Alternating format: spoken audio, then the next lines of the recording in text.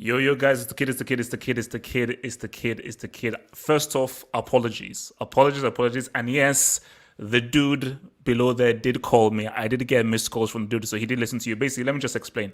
I assumed I scheduled it for 10:45 GMT, which meant that I was literally, for the past few hours, I was editing the Chelsea Tottenham preview. So obviously to go onto the channel tomorrow. So I was okay, after this time. Then I was like, okay, let me just grab my phone and see what it is. And I'm like, Danny T, missed calls, Danny T, WhatsApp. What? I was like, wait, do I have something scheduled? Then I was like, surely I didn't. Then I look on StreamYard, and yes, I had it scheduled for freaking things. So sorry, apologies, but we're going to give you a great show in there. And we're going to give you a great show. So just to tell you, actually, no, before I do that, please, everybody, how's everyone doing? How's everyone doing, man? How are you guys? How was your week? Happy Thanksgiving to everybody that's in the States. We don't celebrate Thanksgiving. I know. Actually, Abdullahi, okay, what do you do Thanksgiving, Abdullahi? You're on mute. Sorry. Okay. As a Muslim, we don't really do, but we kind of celebrate it just for families together at home. That's it. So okay. So you still recognize the holiday still, or you don't? We do, but it's not like the way we kind of over too much now. We just do it among the family, me and my brothers and my family. That's it. Okay. So Eddie, is there a Thanksgiving thing in Australia or nothing like that? Nah, nothing like that, man. Some of these wannabe Americans do what they call Friendsgiving. Friendsgiving, Sometimes, I've been to one like a few years ago. It's not holding this year though, so yeah. It's just the wannabe Americans who celebrate those around here. So look, I mean, for me, like in obviously in England, like it's literally like nothing, no friends thingy giving as well. Like, look, as we all know, England is a very, very super conservative country, so there ain't no kind of celebration like that at all. But look, man, hopefully everybody's been good. Obviously, we're heading into Christmas, heading into December. And we've got some interesting topics to talk about. So just to tell you what we're going to talk about ahead, and we'll probably throw in some random ones in there. So this isn't like a rigid kind of thing. This is just general ideas, and they will then give you a few curveballs along the way. But just general idea. Going to talk about Giroud with the January transfer window that is upcoming. Talk about Giroud, comparing him to Tammy Abraham. What should Chelsea do with him? And maybe just do like a little Giroud retrospective. Then we're going to talk about Mason Mount. He's been on a good run of form. Do people need some apology? Should people revisit what they think about Mason Mount? And also, Mount. And also linking, segueing that is to an interesting thing about Lampard and what I really want to talk about. What makes a proper fan? What is a proper fan? Because I think, Daniel has some interesting tweets about that in there. So I thought let's sort of introduce, because I mean, we're not proper fans, man. We're just guys, so complicated fans. And then after that, we're gonna review last week's games. Talk about I think it was the Newcastle game. They talk about the game against Rennes, and then we'll look at the Spurs match. Look at the Tottenham game. Mourinho, Uncle Mo. Lampard and Mourinho back in it again. And then if we have time, we will take your lovely, lovely questions, man. So let me set my little lovely bookmark here so I know where I'm at. First order of the day is Giroud. Let me pose this scenario to you. And I think it's sort of an obvious one, but let me start off like this. So you're a player for Chelsea, and you know what Chelsea is. Chelsea are obviously a team trying to go for trophies and so forth. And let's say you like the club, but you cannot be promised a starting spot, which is where Giroud is at. And let me use West Ham because I think the two clubs that have been put in here are, there are three clubs: West Ham, Tottenham, and Inter Milan. Now, the thinking is Giroud wants to remain in London, so that puts West Ham and Tottenham in a very strong position. And the idea is that Giroud, and this is where I find it weird. What I was reading was Giroud wants to put himself in the best possible position to make the French team. But for me, that's Hero and walk up. No, true. No, but here's my thing though. Didier Deschamps is exceedingly stubborn, And He's gonna pick him anyway. it does not matter whether Giroud sleeps and makes a colony on the bench. Giroud is Didier Deschamps' starting striker, come hell, rain or whatsoever. So from Chelsea's point of view, it's a difficult situation, and I have an answer. And it's an answer that I may not like to put forth, but I do have an answer. Because this is down to Tammy Abraham and Giroud. Tammy Abraham has been scoring. He's been scoring goals. Giroud is useful and extremely useful. And let me just give you my thing, and then I'll come first to Daniel with this. Now, look, I never said Tammy was going to be the next Drogba, so anybody that comes with that stuff, look, is fake. I never said that. Gatlock, get the tape. Gatlock, shut Gatlock, up. I never said that. I never Check said the that. I tape. never said Check that. But Tammy has been doing well. I do feel that Giroud should be the first choice striker, because what Giroud brings in terms of his height, his aerial ability, his ability to link in and bring in other players is key. Giroud didn't score a single goal at that World Cup for France, but Giroud wasn't a Stefan Givage. Stefan Givage should give back that World Cup medal, because that is theft. You literally did nothing for the whole World Cup. Giroud, because remember who made the pass to Mbappe for, I think, France's fourth goal against Argentina? It was Giroud. Yeah, he laid it up. Yeah, Giroud, for me, I think, really helps to create and make things happen based on how he can play with his back to goal, his presence as a striker, and how he can bring guys specifically for a Chelsea team that have many runners and mobile players. So I do feel that Chelsea should not allow Giroud to go. They have to keep him. And I think it's going to be a tough decision, but this is what it's about. You're going to make hard decisions. The hard decision is you've got to make him a starter, and he's going to be the starting striker for Chelsea. And that's what I think should happen. So, Daniel, how do you handle a Giroud? Firstly, just going from your list of things, Tammy's taller than Giroud, or they're about You're kidding the me? same. Really? What? Tammy's listed at 6'3", but so is Zuma, and Tammy looks way taller than Zuma. So I'm What thinking is that Giroud listed at? Giroud listed as 6'4". Tammy is there or thereabout. He's either 6'4" or 6'5", because I think his 6'3" listing came maybe when he was 18, 17, somewhere around there, and nobody's changed it yet. So I think he's 21 or 22 now. He's grown. He's taller than Zuma, and Zuma's 6'3". So height, Tammy has that. While you were speaking, I just looked up and I was curious, how many assists does Abraham have in his Chelsea career? He scored 23 goals in 64 appearances, and he has 11 assists. So he's it's not like he doesn't create, or he can't be a target man either. So if those are the two things, then you kind of have to add, if you're Lampard, or just I don't even want to make it personal, but if you're just a manager who's creating something, you have to think, who would I rather invest my time in? Would I rather give it to Tammy, or would I rather give it to Giroud? Giroud's 33, going to be 37 soon, or 34 rather. It's the food. I have turkey brain. I'm sorry. I've been eating a lot. Yeah, he's 33. He's going to be 34 soon, I think, or he's 34 going on 35. Like I say, Tammy's in his early 20s. If I was a manager, I would invest those minutes into a player who I think could help me in the long run, and that's not necessarily Giroud. Now, that isn't to say Giroud doesn't have qualities that he doesn't bring to the team. I remember when Conte got him, and when Conte makes decisions, I'm generally against them. So I was against Giroud. Obviously, I have my history with Michy Batshuayi, and I wanted him to get more minutes. Based on what he did for Dortmund, he kind of proved that he was a goal scorer in that sense. So I thought, just put a natural goal scorer in the team if you can't get goals from other places.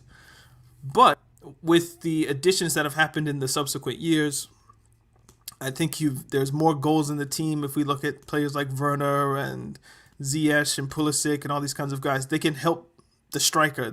It's not just dependent on like a Diego Costa, for instance, to score all the goals that can get you a trophy. I think the goals are more distributed without the team or throughout the team.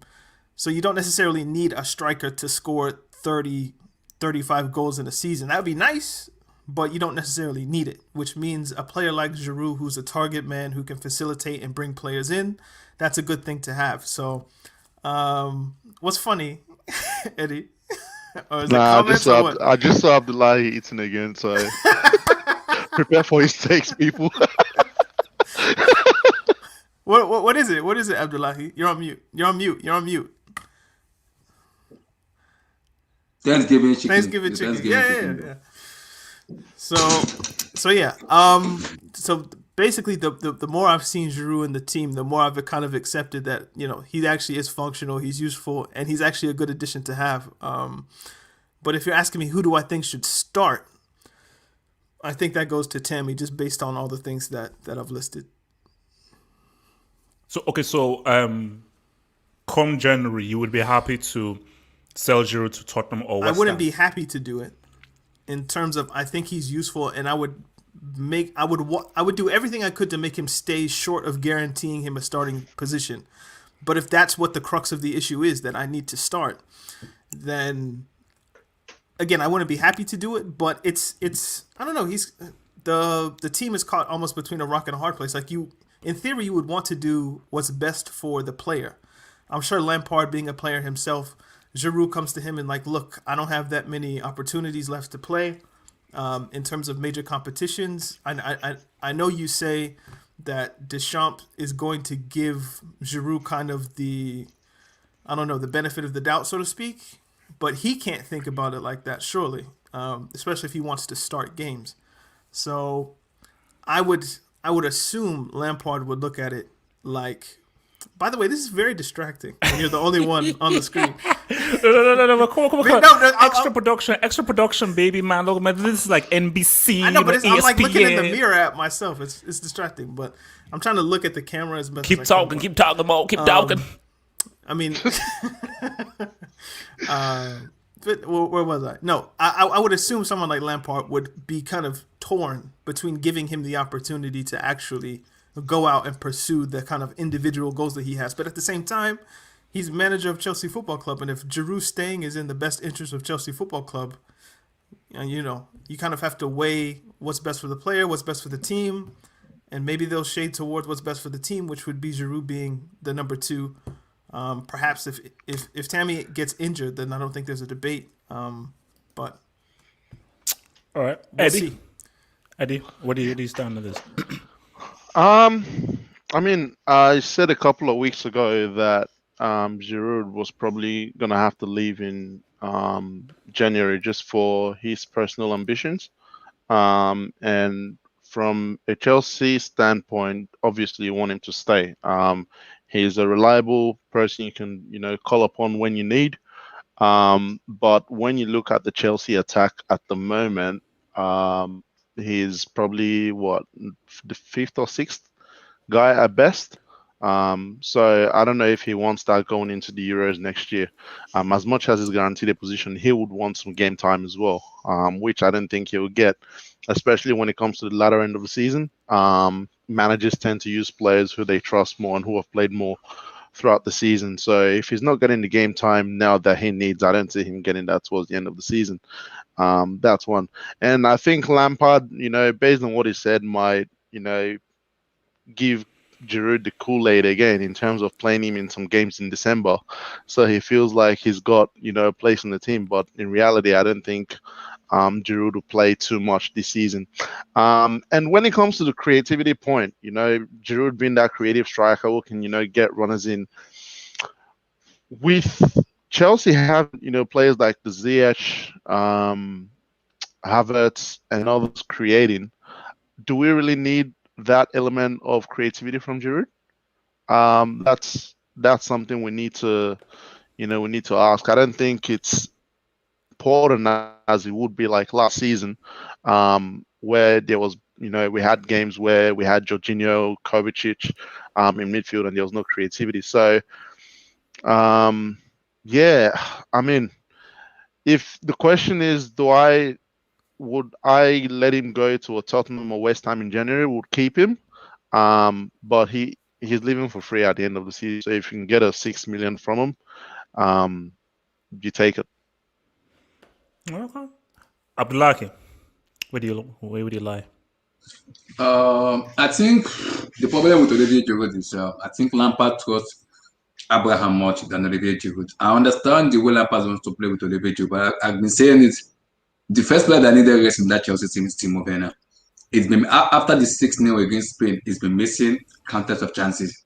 I think it's the right time for me to say Timo Werner needs some rest. That is when Giroud comes in. So when you play Timo, then you could trust a little bit of maybe play Cho on the left wing because at the moment Pulisic is injured. I think he's fit now to play. So you could play Cho on the left, then play Olivier Giroud because some matches like Tottenham, Arsenal, those big matches, that's where you need Olivier Giroud. Tammy doesn't work in that match.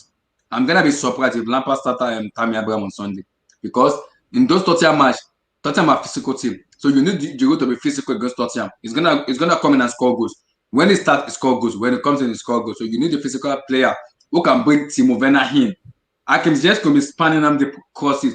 What's called Rich James could be playing those crosses, but you need a physical player there that those crosses when he comes in, he could score with his head. We know how good Giroud is on his head. So for Timo Werner to score more goals because in Leipzig they play together with Joseph Paulsen. So Paulsen is do the dirty work for Timo. Timo will finish up. That's how Giroud work. Let him do the dirty work, then the rest of the matches he finish it up. That's the problem. So the Lampard really want to trust Giroud. Yeah, I think he trusts Giroud, but I think he trusts more Abraham than Olivier Giroud. That's the problem with Lampard. He hasn't made any decision about a striker. On the long run, do I go with Giroud? On the long run, do I go with Tammy Abraham? What if Tammy Abraham gets injured? Who is the replacement? Nobody, except Giroud. So Giroud wants to play because there's Euro and there's World Cup. So there's a chance of like, yeah, I still have like 2 more years for me to play. I want to show in the World Cup and I also want to show in the Euro. So it was like, Lampard, what's going on? You need to give me a decision. I think in January, there could be a decision, maybe like 80-20. 80% be like, okay, you're going to be in the team. I can assure you that, but 20% is we have to wait and see. So if Giroud can get like 80% of the chances of him playing, I think he will stay. But if he can get like, if it is 60-40, Olivier Giroud will leave. It will surely leave. If it is 80-20, it will stay. Because that's an assurance that be like, okay, yeah, we trust you more. We'll play you more in match. Because December, January, February, those are tough matches in which you need Olivier Giroud more. Yes, Tammy Abraham will play, but you need more of Giroud in that match because you have some physical team, Spurs, West Ham, Everton, Leeds United. So January we play Man City. So those are big matches in which you need Giroud to come in and score goals. So are you going to send him out in January and no replacement? I don't think so. So I think Chelsea fans are shouting Haaland. Haaland had a 75 million to release clause. Haaland will never. Haaland. Yes. Where did he hear Haaland from? I don't know. Some Chelsea fans are shouting Haaland. I have no idea. He has a 75 million release clause. So is Haaland gonna come in and be a third choice? I doubt that. It's not guaranteed to be a choice. Haaland will, yeah. Yes, Haaland will want to come in and play. He's a goal scorer. He will come in and play. So I don't know if Giroud goes, who's gonna be the replacement? I don't know. That's the issue Lampard needs to fix with Marina and the board. They have to fix it. Do you stay or do you go? That's a good point, I think. What's up? Do you stay or do you go? Because now if Giroud goes, surely if Tammy Abraham gets injured, we have no striker. We're gonna be playing first night to end the season. So someone has to come in and play. You have to put Werner in there. You would have to come up with another solution to a backup striker that's like an out and out exactly. number 9. So. And all shots man are shouting Haaland, and I can guarantee you, Haaland coming in will not play touches. I can say it now. He won't play touches. He won't start games and score goals. I don't know who you're following on Twitter, Abdullahi, to where you're seeing. Yeah, basically, Haaland. That's not. And I'm also like, when a guy is this much, like, literally, he is the talk of the town. Like, he is literally the most talked about young player right now. And I just think that for Haaland, let's just keep it real because we're keeping it real on this show, man. It is Real Madrid. That is just the destination. It's like, and he knows that. Wow, Manchester United as well. It's one of the two. Liverpool. No. For me, the United thing is only because of Norway and only going to Solskjaer. When United, branding is one thing. Football is one thing. We're talking about football. If it's branding, sure. Football, United are not even in the conversation. He was born in England, though. I think he might have been born somewhere around, or maybe he was born in Leeds. But I think because his father played for City, didn't he? Yeah, Alfinger Haaland. Haaland's favorite player was Lampard. Was it? Stop it, Yeah, he man. said it. I said it. He said it. Yeah, Alan said it. He said my favorite player Doesn't mean he's going to Chelsea. doesn't mean. Hmm? Yeah, I mean, like, look, The because your favorite player is the ESPN interviewed him. They asked him his favorite People player. take all of that stuff out of proportion. Like Nicolas Pepe was like the only country, the only team I dream of in England is Chelsea. It's Chelsea. And then he went to Arsenal, and now he's breaking it up. So Stay there, boy. Stay in Dortmund, bro.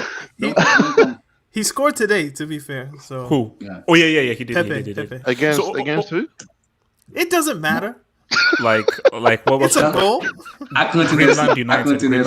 Accrington Okay, so Eddie, I didn't get it from you. So what would you do in January? Would you be happy to sell Giroud, or would you work hard to try to keep him if you're Lampard? January.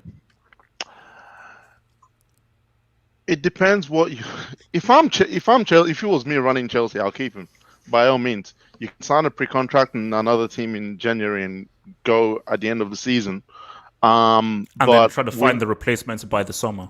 yeah, we need a replacement in the summer because it's hard to get a replacement in January. You know, players are way overpriced in January for you to get a replacement for Giroud in. But from a business standpoint, if someone comes to me with 10 mil, let's just throw it out there. Let's say Antonio Conte comes with 10 mil for Olivier Giroud. I'll probably take it. It's better than nothing. So I have a Yeah. question, guys. I have a question, and I'll start with Have Hope. Oh,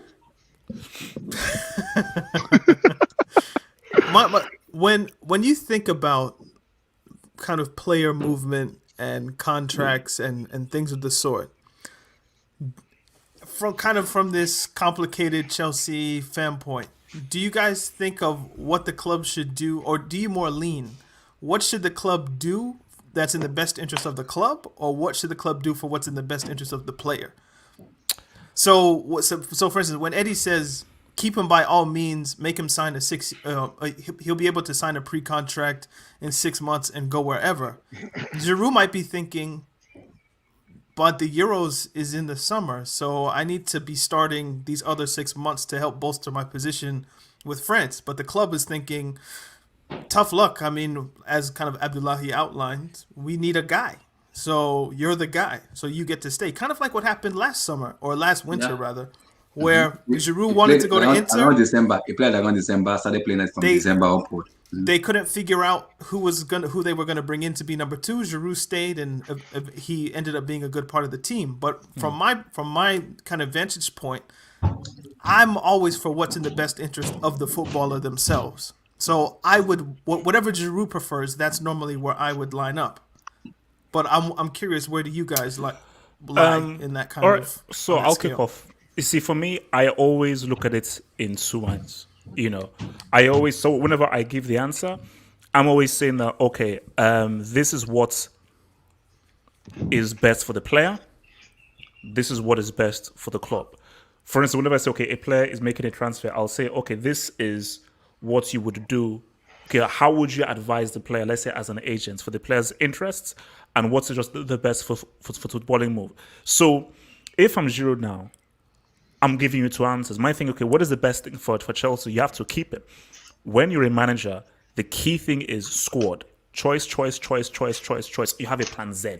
From plan A to all the way to a plan Z. So Giroud is way too useful a striker, and especially because he's so different from Tammy, you keep him as long as you can.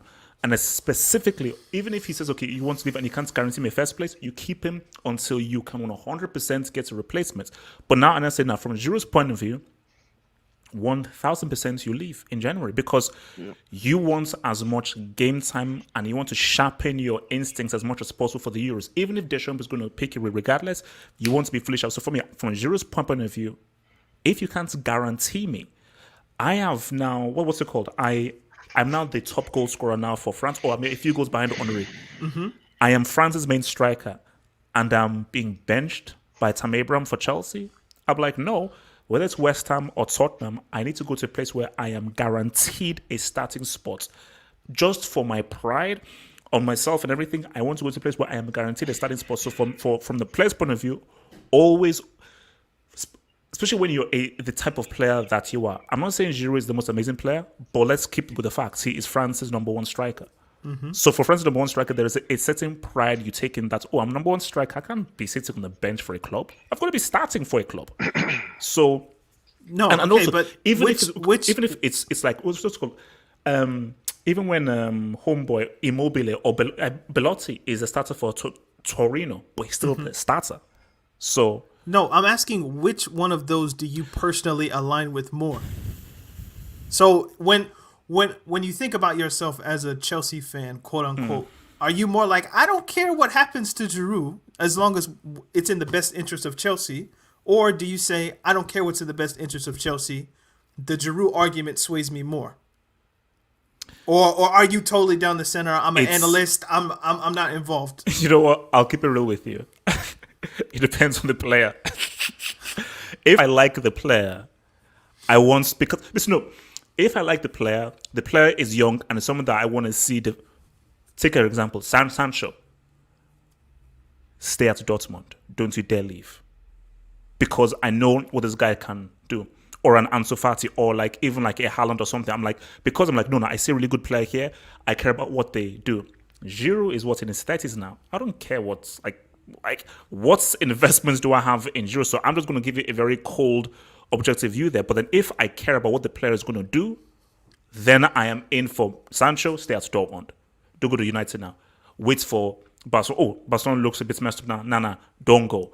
Okay, maybe try. So it depends on how good the player is, his potential, and where I would want to see him for me to see him realize his true potential. So if Chelsea ruins Giroud's chances at starting at the Euros, the hell do I care? See, like for me, I care about that. Like I think Why that's though? trash. Because what has Giroud ever done for you? Has he cut you a check? It's not about that. Do you that. know how much he earns a week? How much I don't does care. he loan you? I don't care. I don't care about that. It's about the club should do what's in the. I feel like the club should have a duty of care to its players. No, and I totally disagree. Not if he's gonna move to Tottenham though. Why would you want to strengthen your rivals? Well, they get to decide who they sell him to. Like, but the fact is, if I want to leave, and West Ham's an option, Spurs is an option, Inter's an option, make it happen. But I mean, at the end of the day, as a fan, I don't think you'd care what the player wants because you're more concerned about where the club's going and how the club's going to perform. This is why S is a part of the complicated Chelsea show. Yeah. As a club, it's also a complicated thing because you're dealing with agents as well.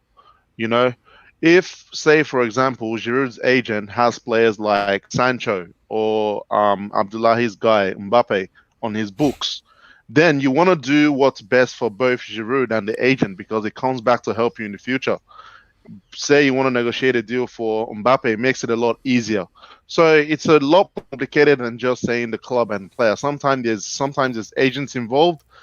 Sometimes there's other factors involved as well. So it's not as black and white as saying, okay, yeah, you know, it's in the best interest for the club for you to stay. Then you have to stay till the end of the season. But then again, it's one of those where Giroud and the club has to sit down and negotiate. Like, okay, if you want to leave, we can't sell you to so teams. Tell your agent to find you a deal somewhere else, and we'll sell you there. But if it's just the rivals he's interested in going to, then sorry, man, sit down and maybe if I word it this way, do you care about Giroud's career over what he can give to Chelsea Football Club in the immediate? Care more about what it will give to Chelsea club. I mean, once he leaves Chelsea, who cares? For real. You see, for me, like Danny, like it's wholly dependent on the player. Like for me, Yeah. I'm not bothered. Okay, this may sound cold or heartless, but my thing is that because I don't rate Giroud that highly as a player, I'm not bothered about where he goes towards his career. But because I believe in João Felix's potential or a Foden or a Sancho, and I want to see them do it because I'm a football fan, I want to see what these guys do. So it's not as if I'm like, hey man, I'm now part of this whole corporate kind of. It's like Tom and Jerry at Abdullahi's house. So basically, so it's not like if I'm like, oh yeah, man, Chelsea, man, it's all about Chelsea. And so look, I am fully anti-corporation, anti-institution, and so forth, man. So hence we'll get to the whole real fan kind of thing. Well, that's. I hope I was kind of laying down the foundation for that. But for me, I don't care about Chelsea, the institution, as much as I care about individual people. So if they're doing something against a youth player, like sending them on loan when they should be sold, or they're not allowing a player to improve himself by just by being sold or whatever the case may be, I take issue with that because I think you know what? The football club should care about the people it employs to an extent. Okay, you know what? Let me, now that I'm thinking about it right now, if you have a situation where, you have a situation where Giroud has said, I want to leave because I need game time. And he's sort of half promising, I think we could give you game time, or you don't allow him to leave and you still keep him and he's still on the bench, I do feel away. Even if, let's say, it may be in the best interest for the Chelsea player, just from me, half hope the guy. I'm like, a guy said he wants to have game time, but you're just keeping him based off of the interest of your institution. You should, as an institution, be like, okay, either we can give you game time or we can't. Therefore, go and then we can now give you a replacement. But as Eddie just said, that Chelsea are in a difficult situation. Can you get a striker of Giroud's usefulness in January? It's going to be very difficult. They have the money. So there's not really No. we get? It's do you want to? No, but it's not about the money. January is always a very difficult window to get. They got a player like Giroud in January. They signed a player like Giroud in That January. was under different circumstances, though. Such as the whole swappy Aubameyang was going to sign to Arsenal, and Dortmund were getting Batshuayi on loan. Okay, it was pretty much a 3-club deal. I get that, but you can get players in January. We've seen Chelsea get strikers in January on multiple occasions. So it's not a case of it's impossible to be done. It's just you don't want to do it. But I think Abdullahi wanted to get it. So I think I understand what Daniels and the other guys say, but the problem is who strikers available in January to get? I don't know. No striker for me apart from selling Giroud now. Okay, we sell Giroud for example. Who are we gonna bring in? No striker for me. I can't think of anybody on my head that we're gonna bring. They're gonna be a second choice or a third choice. They wanna be a number one. So who is available at the market at the moment? It's a tough window to buy players. Who is available at the moment? At my head, I don't see striker available at the moment to buy. Maybe Haaland. Haaland could come in the summer, not in January. Maybe. See? No one. I'm not getting Haaland, man. So get that thing over there. I'm just making I'm like, I don't know what was inside that food that you just shoved into your mouth, but please, man, it has messed with your brain, man. Thanksgiving chicken. See, this is it here. We saw Giroud now. We have Tammy Abraham and Timo Werner. If Tammy Abraham gets injured, we left with Timo Werner. So are we going to play Timo Werner for the whole 6 months? Yeah, he needs some rest. We're going to get some injuries. So now this is where Giroud is useful. Well, okay. What would you guys say to? And obviously, I don't want to belabor the point, but we can move on after this one. But there was a club option on Giroud's contract, right? And they triggered it because of how well he played in those last 6 months. Yeah. So now, I guess to an extent, you could say, he signed the contract, he's stuck here. Like you put pen on paper, so you kind of made your bed in a sense. You lie in it, but he played so well over that little 6 month span that he then it's almost ruined the next 12 months or 18 months of what his career could be or should be, because he should be going to just wherever he wants to go, where he feels like he's going to get more game time than at Chelsea. And I feel like the club in that spirit should work with him, instead of just kind of having him on the bench, But that's we can leave the point. But okay, look, let's move on. So basically, Chelsea doesn't come over the individual. That's all my point. But for you guys, it's probably different. We'll see in January though. We'll see. Okay. We're gonna see in January. Yeah. So Alan's coming, bro. Don't worry. All right. So now Mount. Mason Mount. Daniel, put back your blood clot vision back for the people, man. Stop hiding. So look, man, here's the whole thing about Mount, man. Every single time that Mount plays on everything, I get a barrage of tweets. And people desperately wants me to be like, HH, you were wrong. Half of people are wrong. Mason Mount is amazing. Look at what he's doing. Did you see his assists? Did you see this, that, and everything? Finally admit that he can do something truly amazing. One and Ford had it like, I think, I don't know whether you call them like platinum tweets or these big tweets where he tagged me and he said that quoting me, Mount, you can't win a league title with Mount, and having a screenshot of Chelsea like at the top of the table.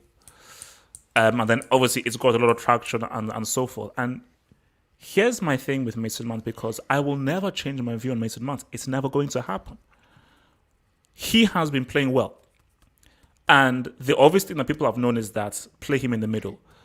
Him out wide, he is completely and utterly garbage. He is horrible out wide. Offers absolutely nothing. In the middle, he's decent. But for me, the eye test is undefeated. It will always be undefeated. You cannot win anything with Mason Mount as your main player. You cannot win anything major if you're building your team around Mason Mount. That is literally, physically, scientifically impossible. And yes, he's looking good right now. Let's see what he does against the bigger sides. Let's see what he does when he now gets into the deeper end of the season. Because we all saw what Mason Mount did when Chelsea played against Bayern Munich. So the thing about Mason Mount is that he's a good player.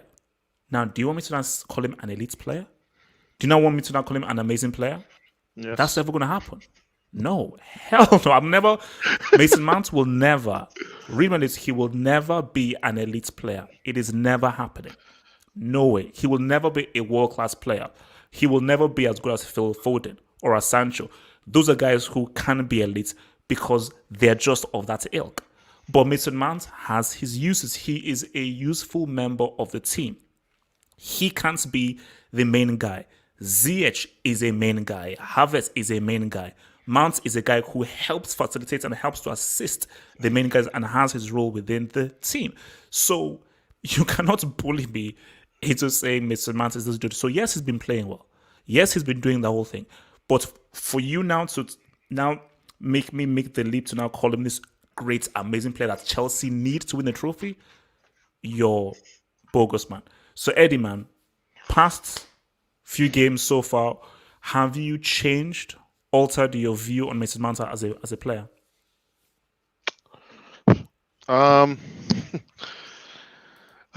Man, where do you even start with this topic, man? Like it's one of those where you just get sick and tired of talking about.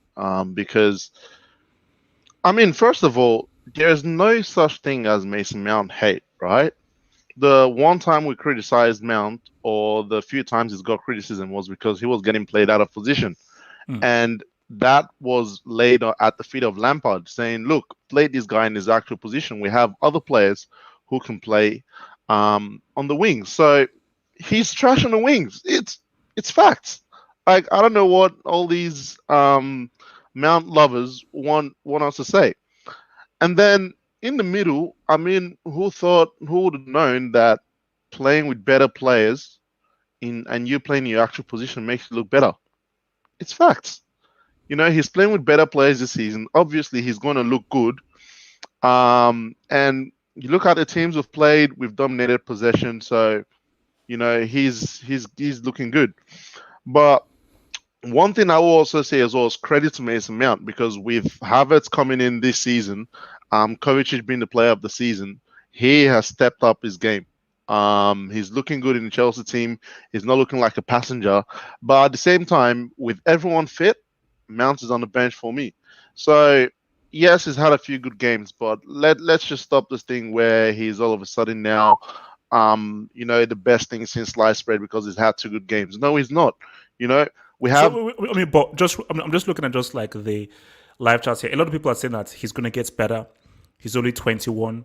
They say that Mount and Foden are similar. So what do you think his ceiling is? Do you think that where do you think his ceiling, Max? How good do you think he can be? Do you think he can reach the level where he's one of the best players in his position when he's 26, 27, 20? Because guys say, well, you can't predict the future. He could very well be a world-class player in 5, 6, 7 years' time. Yeah, I mean, he could be a world-class player in 5, 6, 7 years, but I see him as one of those players that you would, want in your squad, but you don't necessarily need. And I say squad because it's not, in my opinion, if I was going to win the Champions League, he's not starting for me. I'm sorry, I don't see it yet. Maybe he'll improve and get there in the future, but when you compare him to, look who's being compared to, like your Fodens, even your Grealish as well. Like he's not on their level at all at the moment. And if we're talking of everyone improving the same, then he is always going to be behind those guys. But he can get to a level where, he's probably a good player off the bench or a good squad player who can come in, from time to time to play. But let's stop this thing where Lampard, where Mount is like the next Lampard or something. Let the guy develop. Like, I mean, we'll get to Lampard in a minute, but let's not create this thing around Mount where we just, allow people to hate him because of how much we overrate him. He is a good player. Let's leave it at that. Complete me do that, really.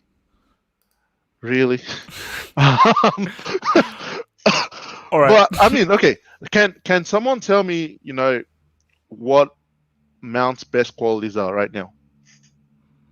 What is something you'll get from him every game besides pressing? Don't mention pressing. Well, I'm not going to answer that, but the live chat can answer that. Okay, I'll be like, let me come to you there, Mountsman. Do you think it's time for us to give him love, praise him? Nobody hates Mason Mount. I don't know what's going on with this hate on Mason Mount. He's a good player, but I don't know if it's Chelsea fans, Liverpool fans, United fans, Arsenal fans. No one. As for Chelsea fans, we don't hate Mason Mount. The criticism is just too much between Lampard is Mason Mount's father, Mount is Lampard's son. So something has to stop there. Lampard himself even came out and said it. He is not my son, and I don't have a special. It's not my son. It's not my son, and I don't even have a special connectivity. Wait, he's not even a special player. He came out and said that Mount isn't his son. Yeah, he said it in the press conference. Yeah, I think he said something like, their relationship is not as close as people think it is. That's what he said. And he said it's not my son, and we don't have a special treatment for him. He's just a normal player who plays for Chelsea Football Club. That's it. So in terms of maybe rating him, we just have to let the season finish before we even kind of bring out this Mount stuff. He's a good player, very decent player. Is it gonna be a world class 5, 6 years? Possibly yes, but at this moment we just have to chill a little bit for him. Chill. He's a very good player in terms of shooting. He can also shoot. He can score goals too. But on the Lampard, let me say, does he have that Lampard ability? It's too early to say that. It's just too early. I have to give him time to kind of prove it, and for everybody to guarantee and say yes. So what do you think his ceiling could be? His ceiling at this moment, it's like Max, maybe good player. That's it. At the moment, just good player. We have to just see more and more from him, just to kind of change our view. But at this moment, he's just a good player. I won't put him world class yet because he needs to perform at the world class level consistently, week in and week out. He's a good player. I'm not disagreeing with that, but on the world class level, he has to perform. He has to. So, Daniel, since I see you're a savant, and you're an astute member of society. Can you please stop doing that, society. Man? What's it called? You're like a professor or something. Can you please stop with that shit, bro? That shit pisses me off so much. Honestly speaking, how good do you think Mason Mount could be? What do you think his ceiling is? I think Mason Mount could be one of the best English midfielders. That's what I think his ceiling is. If you project it 10 years and we assume he gets all the minutes that we assume he's going to get, he'll develop. And, when the Hendersons and Milners and all those guys leave, you'll look at who's the next crop of English midfielders, and he'll be one of the best of them. So basically he'd be in the same grouping as Grealish, Foden, Sancho. like maybe just below those guys, you know. And I wouldn't put Sancho necessarily in a central midfield bracket. He's more of like a wide attacking player. Like Mason Mount is a central midfielder, so he'd be in that Foden, Grealish section, but like he's not as good as them. All right. What do I want to say about Mason Mount? Okay. Okay, wait, real quick. So based on I could just go, like, you know. No, but let me just. I got 20 minutes in you. me if you want. Okay, but let me just quickly nudge you in the thingy. Has your view on him changed in the last 3 performances that you've seen of him? No. This is what people need to get through their thick brains. Nobody ever had an issue with Mason Mount ever. Like, okay. Let me. I have an issue with media. So let me just start off with the top. There are a lot of journalists and pundits and people who are coming on the back end now and who are saying, you see, this is why Mason Mount should have always been in the team. The criticism that he was getting before was invalid and he should have never received it. And Lampard is even a part of this. I think the criticism of him should just stop. Woo. That's a straw man argument. Nobody with any sense. Obviously, you can find somebody on Twitter or anywhere who just doesn't rate Mason Mount. There are people, I might do a podcast with them, who don't think Cristiano is the best thing since sliced bread. There are people who think there are people who think Messi is trash. Maradona, rest in peace, just died. I'm sure you could find somebody who thinks he was just rubbish. There are people who think OG Ronaldo was trash. You can go on Twitter and find somebody who will say anything. So of course, somebody on the back end could say, "Hey, look at Chelsea 357231 on Twitter.com. He said Mason Mount was trash. That's what we're talking about." But that's a disingenuous argument because the overall premise was never about whether or not Mason Mount was good or bad in a sense. What it was about was Frank Lampard deciding that even if Callum Hudson-Odoi is fit, what I'm going to do is, because Mason Mount can press, I'm going to play him wide when he's a central player. That's what the criticism was. When people were seeing Mount in the team, people weren't like, "Oh man, I can't believe Mason Mount is playing as a number 8. Why is he in the team as a number 8?" That was never anybody's criticism. The criticism was, why is he playing wide when Hudson-Odoi is on the bench? Why would you nullify a complete wing when you have a naturally wide player? That doesn't make any sense. And after a while, that kind of sentiment kept rolling. And obviously, if you're not in tune with it, it will seem like Mason Mount hate. But that's not what it was. It was never about Mason Mount. Like I said, I think Mason Mount could be a pretty good to whatever word is below great, but in between good. I think that's what he could be as a central midfielder. Pretty good. At least in terms of, England. I don't know if he's ever going to be one of the best in Europe or something like that. I'd never say that. But what we're in right now, I think I've called it something like it's like a proxy war almost. If you guys know how that works, you can have a country like Madagascar. You'll have, the Russians on one side, the Americans on the other. They don't want to fight each other necessarily, but what they'll do is they'll give one side of Madagascar some weapons. The Soviets will give another side some weapons, and they'll fight. And whoever wins, the Americans or the Russians, whichever side wins, they will be kind of behind the scenes of Madagascar, pulling the strings, getting the resources, the wood, the timber, whatever's there, right? That's what's going on with Chelsea. Mason Mount is the playground, but he's not really the issue. The two competing sides are people who kind of, the club can do no wrong, this kind of fan. That's, the grass was too green, the sky was too blue, the jerseys were too red, the stadium was too quiet. All of these people that make excuses. I'm thinking of Ty from Arsenal Fan TV, no offense. And to an extent, I respect those fans because they're like, in many ways, they make up the core of a team. You need people like that in a club that just, no matter what the club does, they can do no wrong. That's one side.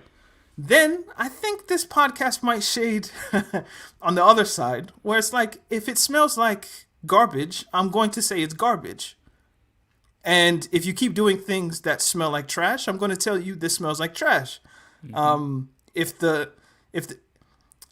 If Chelsea lose a game, it's not because, the grass was green or the sky was blue. It's because, Lampard, you did something stupid, like putting Mount on the wing. As a fan, purported, I'm not going to hold my tongue and not say that was dumb, because I actually kind of care a bit, I'm going to tell you that was a mistake. Please stop doing that. And Mason Mount has become that kind of war zone in a sense, where people are using his inclusion in the team as kind of just a sticking point for, are you a real fan or are you a fake fan? And that's what's happening at the club right now, which I guess have hope. Now you can go into I think Lampard said something about proper fans rate Mount. Now, what does Frank Lampard mean by a proper fan? Wait, no, we're not going to go into that yet. That's like a separate topic. I just laid the perfect segue, bro. Someone literally called Mount a generational talent in the comments. Look, forget this. No. Because I want to get Eddie and Abdullahi's. No, I want to get. What did I come to? I think you've come to everyone. Okay, I've come to everyone. Okay. You were right there. You were right. Okay. Segue. No, it's for you, bro. It's for you. Oh, okay. Hey, segue. Hey. Okay, wait. But before we segue, let me just hit some of these. I laid the foundation, bro. You got to build. Okay, look. I'm not. Yeah, hit some of the comments. Have I just be asking questions in this? I've noticed. Like, hey, man. Harold Undisputed, it says that Mount has more talent than Henderson, Wijnaldum, to be honest. Does he have more talent? Hard to say, but my thing is about... He has more talent than Henderson. He doesn't have more talent than Wijnaldum. Yeah. I mean, no. Wijnaldum is pretty. It's just that when you look at Wijnaldum for Holland, it's different from the Wijnaldum that you see from Liverpool. And here, look, Henderson is not the most talented player, but Henderson is very effective. That I would give him, man. That would give him. So yeah, I'll say he's more talented than Henderson, but he's not more talented than Wijnaldum, who you see play for Netherlands, not for one for Liverpool. These are two very different players. From Dungo Kamau says, thank you for the super chat. Mount is currently a great 12th man for any top team in the Premier League. Yeah, he's not even a 12th man. Oh, well, he's not even a 12th man for Chelsea, though, if you think about it. I mean, would it be a great 12th man for Man City? For what Pep does? No. Not even Liverpool. Maybe United and Arsenal. Yeah, I mean, basically, for me, it's like, Mount, for me, I don't know whether he is the man that Klopp would go to first to try and change the game off the bench. And for me, I don't think he's the kind of guy that would work in Pep's system. Hence why, if we're comparing Foden and Mount, Foden for me is clear. Foden is just technically just much the better player. Hence why he's working so well in Pep's system, which really, really focuses on technical intricacy and really being excellent at moving the ball in tight spaces. And I just do not think whether Mount is as proficient at that as other people, man. Your opinion on Mason Mount is irrelevant when Lionel Messi rates him. Cool. So because Messi rates him, that means any views that we have on him are trash. Listen, okay, that makes a lot of sense. Why are we having a debate necessarily over a squad player? Mount he's a good squad player to have as a 21-year-old right now. The debate isn't necessarily about Mason Mount. You can talk about what he could be and what he will become, but that's almost irrelevant to the conversation. The reason Mount is in popular discourse as it stands is because he was in the team regularly out of position. That's the only reason anybody had any criticism of him. Not because of what he could be, what he is, blah, blah, blah, blah, blah. It's about you, Frank Lampard, were playing him wide when he's a central player. Please explain. Nobody ever asked him why. And that's why we're here. So, wait, look at it. So like, get all these comments about how good Mason Mount can be, woo, woo, woo. That's irrelevant to the point. So Mason Mount is a special player, but because he's not black, you guys won't like him. That's a fact. I've held back too much with you deluded guys. You see, this is why I love this show. I love this because, guys, this is what it is. I am not here to appease you. Chelsea Football Club don't pay me. They never will because I call their fans complete racist pieces of crap. So, my dear friend, as I say again, I don't give a crap. I am not going to call Mason Mount amazing because he's a Chelsea Academy player. I don't have a duty or I don't have a duty or a responsibility to try to protect the Chelsea Academy players. I call out football players based on how good they are, based on how I view them. So I'm not going to be like, but because he's a Chelsea player, I've got to look at him at special eyes, and because Lampard supports him. No, I can see what it is. He's a good player. He is a good player that has talent. He's not special. He ain't great.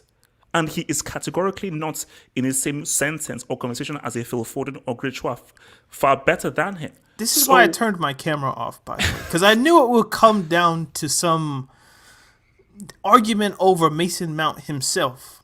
And that's not what the point of this is. It's not about Mount ever. Like, nobody's... Have you ever come out, have hope, and said Mason Mount is rubbish as a central midfielder? No. Never. Nobody's ever said that. Of course, I've never said that. Like I said, you could find one idiot who thinks that. Oh, Mason Mount shouldn't be playing in central midfield. Then your football opinion should just be discarded into the recycle bin of somebody's computer, right? Basically. But on the wing is where the criticism comes in, and it's not even of Mount. It's about the person who's putting him there. That's the thing. So, see, my thing is, what's it called? It's to what Eddie said, that if everybody's fit, Mount doesn't start. Even in the sense, he doesn't start because he isn't part of the best 11 players if every single person in the entire squad is fit. Because this is a team that has Kovacic, that has Kante, that has Havertz, that has Timo Werner. So there isn't, because for me, my thing is whether you go 4-3-3 or 4-2-3-1, there isn't any space for him in a team where everyone is fit because he isn't good enough to be in the first 11 if everybody is fit. Now, if everybody's not fit, oh my gosh, you put him in the middle, my gosh, the guy can do a very good job. But if you want to try and win a Premier League, you want to win a Champions League, you can't win it if Mason Mount is your bet. You can't rely on Mason Mount if you want to now win trophies. But you can rely on him to help you within a squad and so forth. In a final or in a big game, am I looking to Mason Mount? No. But I'm looking to him to help me. Even if Mount was, let's say Chelsea are in the Champions League final. If Lampard wants to start Mason Mount as a number 8, people would be fine with it. Some people would be like, I wish you would have played Kovacic. I wish you would have played Havertz. I wish you would have played X or Y. But you would get over it because you realize if you watch Chelsea what he does for the team. Like, you might not like it, but you can understand why he's doing it. If he starts him wide instead of playing Pulisic, Ziyech, Hudson-Odoi, Werner, now we're in what the fuck are you doing territory. And that's what this whole thing has been about. It was never about Mount. It's never about Mount. It's never been about Mount. It's always been about Lampard and people not being honest with why there's a problem. So now that Mount's playing in number 8 and he's actually playing decently, we're having people on the back end coming back and saying the criticism you guys had earlier in the season was unfounded. It was invalid. I'm like, whoa. That's you aren't replicating my argument correctly. So let me say it again. And I've been talking long enough, but it's just disingenuousness that's pissing me off. And that's why I didn't want to talk about this, because I knew it would come up to be Mason Mount is this, Mason Mount is that. It's not about him. I wish him the best. If Lampard's going to play him, I hope he becomes better than Zidane, right? But I don't care necessarily about that. That's not what the point is. Hey, Chase, pull up the comment from Marvelous. Oh, God, what is this guy saying? Don't click that. Don't the Marcus Alonso.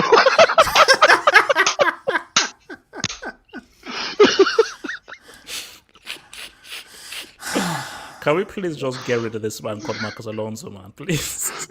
Okay, look, man. Let's move, man. Let's move. So now, I'm trying to find the exact quote. So maybe Daniel, you may actually need to help me here, because this is super. Maybe I have it in my head, but the proper fan. Yeah, thing. Proper Chelsea fan thing.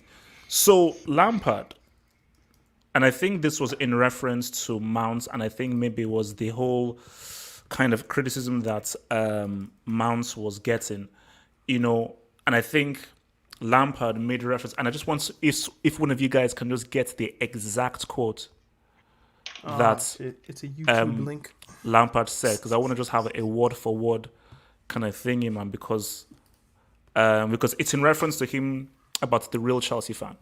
You know, because Daniel linked it on his Twitter, and when I read it, I was like, oh my gosh! And I made it. We actually had a conversation about it. I was like, oh no, this is something I have to really bring up and address because it goes one in one and coincides with the points of this show when me and Daniel wanted to even start doing this show, and also football critique and what it means to have football critique.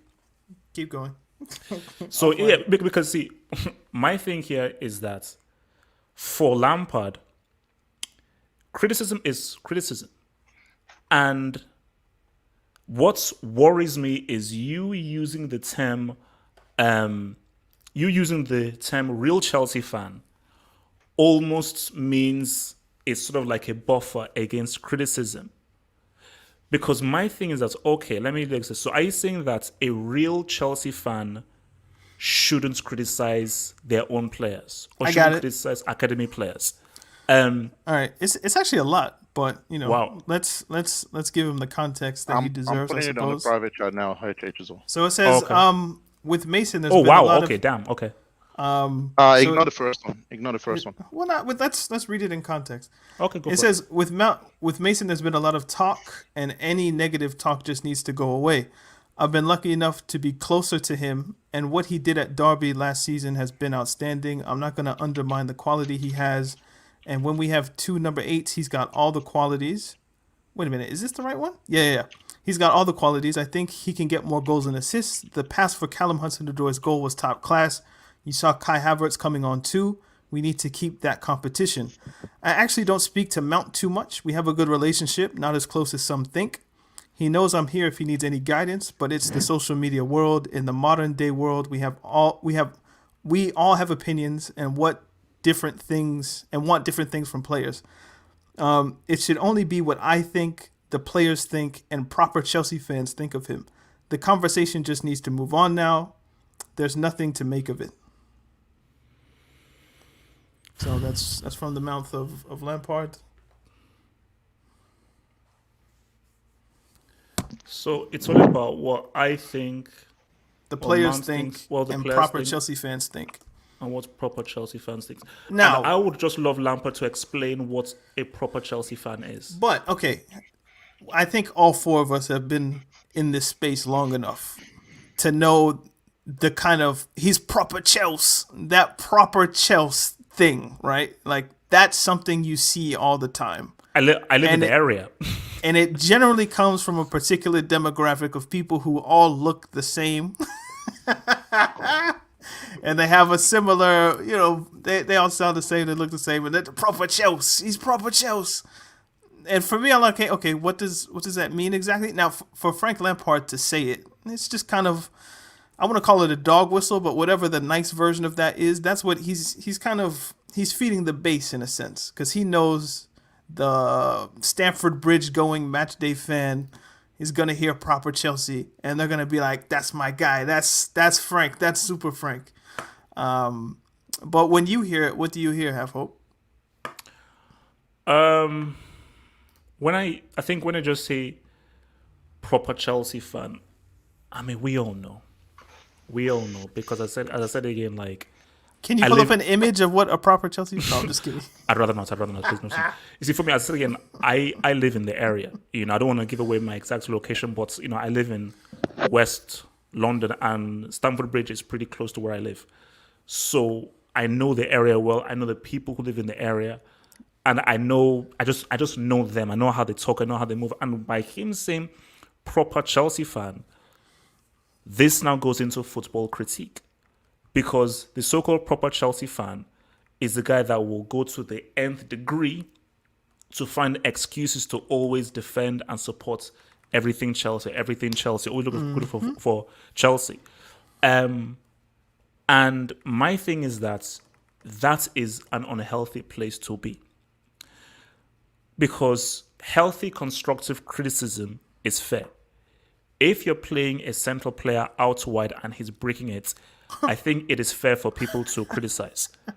I think that's fair. Now, if that doesn't make me a proper Chelsea fan by saying that Mount is playing like a piece of crap, but because he's playing out of position, why are you playing a central guy out wide? Why are you making the substitutions? Okay, why are you going to attacking? Why have you not brought a defender?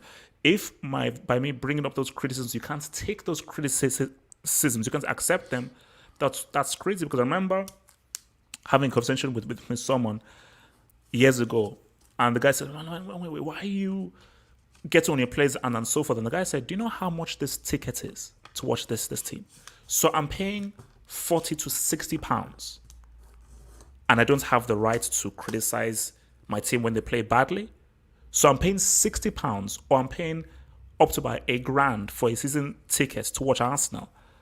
And if my team is playing like crap, I should just be silent, because I should be a proper fan and just be silent.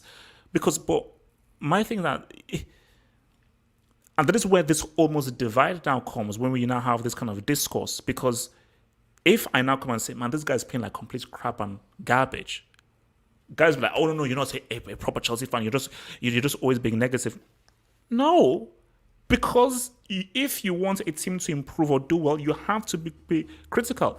It's like the little issue that I had with Kelechi from AFTV with Nigeria during the World Cup.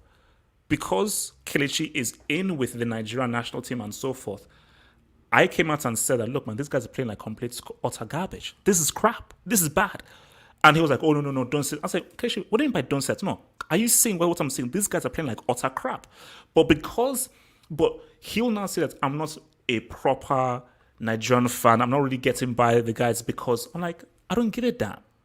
That makes me even realer, because I'm like, nope, I'm not going to sugarcoat anything. Tough love. You're playing like crap. So my thing is, for Lampard, I say again, is what you're saying, that a proper Chelsea fan should always support the team no matter what, and shouldn't look to criticism. And more so, a proper Chelsea fan should be even much more supportive of the English academy players of the club, because to a proper Chelsea fan should always look to back the players who have come through the system and so forth. For me, that's a pile of crap. If there's a team that I follow and they're playing well, I salute them. If they're playing like crap, hell no. Because trust me, and I think, Daniel, you can maybe speak to this. You look at the culture of fanship in the NBA or so forth. Those guys are harsh. If you look at ESPN First Take or whatever, these guys, they will trash and rip players to bits. And that's just how it is. But in England, it's almost as if you're a fan of a team, or like a proper fan of a team, the culture is almost always look for an excuse to support, or look for an excuse to support, rather than if a guy's if someone is performing badly, call it out. But the inverse is sort of more apparent, where if you see someone is performing badly, try and look for an excuse to explain why they're performing badly, or say, oh no, it's a process. Oh no, he will learn. Oh no, he needs the support. If proper is being used as a word to just delineate like hardcoreness or just like unwaveringness, I don't have a problem with that, because those people do exist. Like, there are proper Chelsea fans in the sense that Lampard means it. My only two issues with the classification are, if there are proper fans, then surely that means there are improper fans. And what is that? And what is that? When Lampard says it should only be what I think players think and what proper Chelsea fans think, that means I only want to hear good things, or the least criticism as possible is what I care about. But all the other fans who might be a little bit more critical or harsher in their critique, even if it's valid, I'm not with that. So just give me what the proper Chelsea fans think. Give me that classification and I'll be okay. So those are my two issues with it. Abdullah, what do you take from this? The whole basically, I'm an improper fan, I guess. Bastard.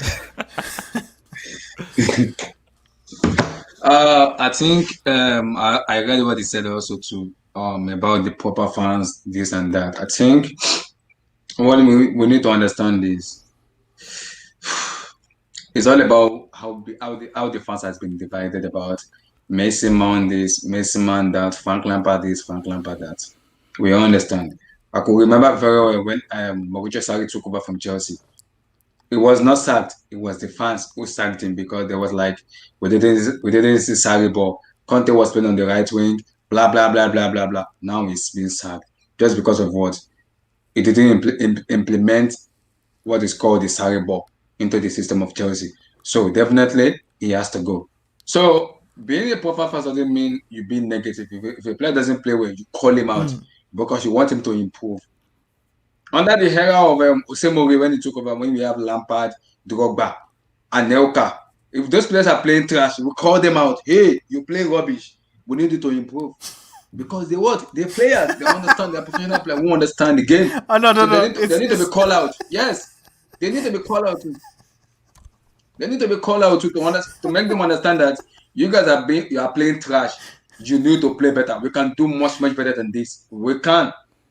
So in terms of let me Is that a proper fan next to you, in the last 2 matches, he's been missing. No, he's been missing. Is that a proper fan that's next to you?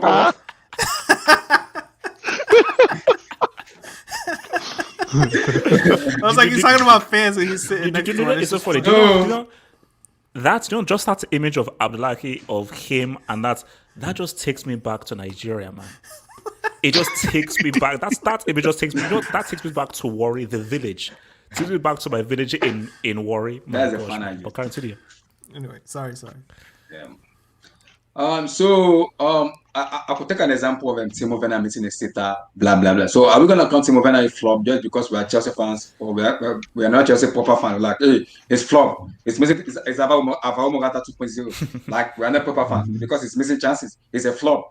So we need to understand. Like we need to be chill. Like we need to be honest and we need to be factual in how we criticize player. I'm not saying Mason Mount is a world class now. And I'm not saying Frank Lampard is someone like what's called Pep Guardiola, Klopp, no, I'm not Alex Ferguson. I'm not saying that. He's just a manager. Let's see how he's gonna do in the next 2, 3, 4, 5 years in Chelsea before we rate him. So, but being a proper fans, I'm saying no. We need to understand how a proper fans what it means. If I criticize player, it doesn't mean I'm a negative. It doesn't mean I'm negative. No. It's just being saying Mason Mount is decent doesn't make him a negative player, not a negative fans. No, based on his viewpoint, he believes he's decent because he hasn't proven enough to be a generational player or a world class player on his level. Just for him to prove his point. So for us, like proper fans, we need to understand how does a proper fans, what does it mean to be a proper fans, and how we criticize player in based on the way they play. Yeah, I've criticized Lampard a lot this season. Why? Because he's playing Mount as a position. I could criticize him because he's playing out of position. He's not playing in his proper position. So my criticism not just because Mount is flop. No, it's because he's playing in out of position where he needed to play him. Now that he's playing in the right position, we can say yes, he's decent because he's playing in his actual position in which we can see. So being a proper fan, we need to understand like a logic of being a fans. Some fans could be like, yeah, I pay ticket for this money, so I need to consider a player if they're playing trash. But no, I pay also ticket for this money. I don't think, no, you don't do that. If I real proper fans, when a player play trash, call him out and tell him, no, you're playing rubbish. You need to improve. No. You need to improve more. You can do much better than this. That's the fans. Because the fans are more closer to the player. They can understand the player very well. So you need to let them understand you guys are playing rubbish. You need to improve more. We've seen you do this and do this. So what's going on? So you need to improve more on this because we believe you have more talent than this. So that's being a proper fan, not being like a negative or no. Can I add one thing? Can I add one thing before Eddie goes? Yeah. Right. And maybe kind of just building upon Abdullahi's point. The fans who are in the stadium, I would generally consider that Lampard would think those are proper fans, right? The kind of everyday Chelsea spend their hard-earned cash on season tickets and, they go to Stamford Bridge and they say his name and they chant his name and all of this. Those are the proper fans, right? What happened during Sarri's season? Yes. When in Stamford Bridge, the so-called proper fans were singing "Fuck Sarri ball, fuck Sarri ball, fuck Sarri ball, fuck Sarri ball." Like, is that being a proper fan? See, that's my question. That's my issue with that. Because those are the same fans I would assume who would be quite critical of somebody being critical of Mount, but they were quick to say fuck the manager for all intent and purpose. Yeah. So you can criticize Sarri. You can go to the stadium and you spent your money and you can say fuck him. But if I say Frank Lampard's playing a central midfielder out wide, I think he should stop doing that. I'm now the improper fan. Because Lampard he's English. He played for Chelsea and is a Chelsea legend, so the rules change. Simple. Sarri is Italian. He's not English. He has no connection to Chelsea, so the rules are different. I think I understand what Daniel was saying. I could put it this way: in Napoli, Mauricio Sarri plays Sarri ball, which people rate very highly, very highly in Napoli. He came to Chelsea, he only played a bit of it. So the expectation of Chelsea fan was like, boom, I want to see Sarri ball. Boom, I want to see Sarri ball. You were given this player, Jorginho, to give us Sarri ball. Now it's not giving us Sarri ball. You gotta go, the door is open. So as a proper fan, you need to understand the expectation needs to be like, are you high or are you down? You have to be in the middle as a normal fan. Like, what is going on? We need to understand, okay, what system do you want to play, or what style of play does fit this kind of particular player? Because the expectation we have for Sarri was like, no. He plays Sarri ball. We're expecting him to play Sarri ball in Chelsea, which is kind of difficult to play in England. It takes more time to implement that system. And we know Sarri very well. These guys smoke cocaine a lot and smoke a lot of cigarettes. So his brain may be like flip-flop. So it's different than Italian. Because of cigarettes. I'm sorry, Eddie. I took 5 minutes, man. So, Eddie, where do we stand on this whole proper Chelsea fan? Proper. For a complicated fan, this is a difficult topic. But what I'll say is, first of all, the media needs to stop, especially the English media. You know, they keep dangling Mount in front of our faces with, don't you have better questions to ask than ask questions about Mason Mount? Let's start there. Like, where's the same energy when Tammy scores a goal? Where's the same energy when Rich James puts in, week on week good performances? Like, why do we have to keep getting Mason Mount questions like, oh, what do you think of Mason Mount? Or how do you rate Mason Mount's performance? Stop it, man. Like, we're tired of it. But in terms of the actual comment itself, the one part that I even didn't like initially was the part saying any negative talk should just go away. Because if you take criticism as negative talk, then boy, Lampard, I don't know what you want, because it sounds kind of similar to what he was saying with Ross Barkley last year. How he kind of defended Ross Barkley, and I don't know, maybe there's a pattern there where if you're a young English player of a certain club, then you get defended. Ross So grandfather is Nigeria, so you have to respect Ross Barkley. in that case, yeah, Lampard. The next time Kepa keeps a clean sheet, we want to see some positive talk from him, so all the negative talk should go away. The next time Christensen plays a game and we actually keep a clean sheet, he's proper Chelsea as well. He came from the academy, didn't he? So we want to see him defended. And also Marcos Alonso. The next time he plays a proper game, I want to see a quote like, proper Chelsea fans shouldn't talk about these players like that again, because if I'm honest with you, these 3 players have had it, worse than Mason Mount, right? So if we're proper Chelsea players, we should stop criticizing and encourage these players, like, get some pom-poms and, cheerlead for them, or we can run them out to the field if they want. So stop it, man. Like, if we criticize players for, 1, getting played out of position, or 2, not putting in a good enough performance, then it's fair enough. Yes, there will be the odd person who takes it overboard, right? There's always idiots on Twitter who would want to push certain agendas against certain players. That Mason Mount's never going to have a good game. But you don't come out and say proper Chelsea fans. How do you define that to start with? A player, someone who just has blind faith in the team and supports all the players? No. I want Chelsea to win trophies. And if you play like trash, we're going to call it out. That's why did we get a new goalkeeper? Because we didn't Kepa played like trash. And we said we need someone better to help us get to where we need to get to. And if we get to the quarterfinal this year of the Champions League, and Mounts puts in, I don't know, some weird ass performance, we'll call it out and go, look, let's fix up because this guy is not the guy to take us to the promised land. Simple. I don't, man. I'm not a proper Chelsea fan, so I don't even know how you want to answer this question. But I mean that's it, isn't it? Like I'm not a proper. We have a bunch of just four Chelsea improper Chelsea fans. The only proper fan is behind Abdullahi. Yeah. And it's white, so there you go. Yeah, like so if someone's a proper Chelsea fan, like let us know what the requirement is to be a proper fan. Maybe we can consider it.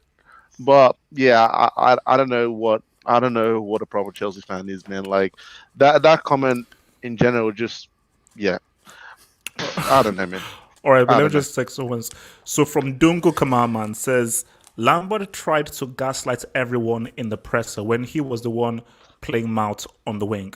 Apparently, proper Chelsea fans appreciate players being played out of position. Good comment.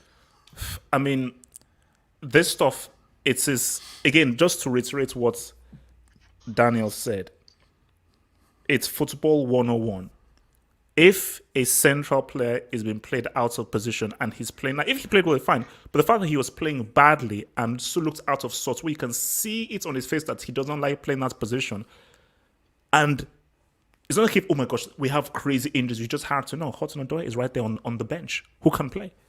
So the criticism there was valid. So I just think that, Lampard has to just be very careful in how he just operates and talks to these things, because there are times when you can make yourself look pretty stupid by some of the things they say. Quick question, HH. When Hakim Ziyech was not informed this year because of injuries, Kai Havertz was playing on the left. I was going to bring that up. No, right. Wasn't It's not the left right wing. wing. Yeah, on the right wing. Or the right wing. It was not his best position. He's a number 10 or number 8. So does that make me proper Chelsea fans? Hell no. That's not the position. I have to say it out because it's a number 8 or a number 10. Now that Ziyech is fully fit now. But in fairness, though, people have said that he can't play out wide. He can play there. Does not make him a winger. He's a midfielder and a number 10. See, the difference there is he has played out wide and he is known for being played out wide. Mount isn't known for being played out wide. And I think all through his Derby County time and all through his Chelsea time, he was mainly a central player. But I do get what we said is that Havertz, Hotspurs was still on the bench. And Havertz is far more effective in the middle, either as a number 8 or a number 10. And when he played out on the wing, it just was bad. It just was bad. King Mbani says Marcos Alonso equals scammer of a footballer and better.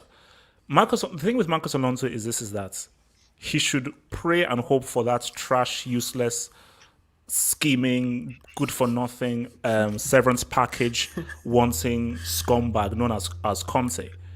Because under Conte it was pretty good. But once he now has to actually be a defender and defend, he's just trash, man. He's a scammer of a fullback. If he's a wingback, I don't have a problem. Maybe that would be the best place for him to go. Wait, Daniel, what are you saying? I said he's a scammer if you make him a fullback. If as a wingback, I can tolerate it. And from Martin says, y'all are top of the group in the CL, top 4 in EPL. Stop crying. He makes a point. No, but nobody is crying here. I think we're just sort of asking what a proper Chelsea fan is, and also we're just sort of clearing the air on Mason Mount. So okay, look, man, let's keep it moving. Let's keep it moving. So on reflection, so the Premier League game, was that Newcastle or was that Newcastle? It was Newcastle and obviously Rennes. Look, here's my thing here. The team are playing well. The team look much more resolute. The defense looks good. And in this COVID season, I feel that anything could happen.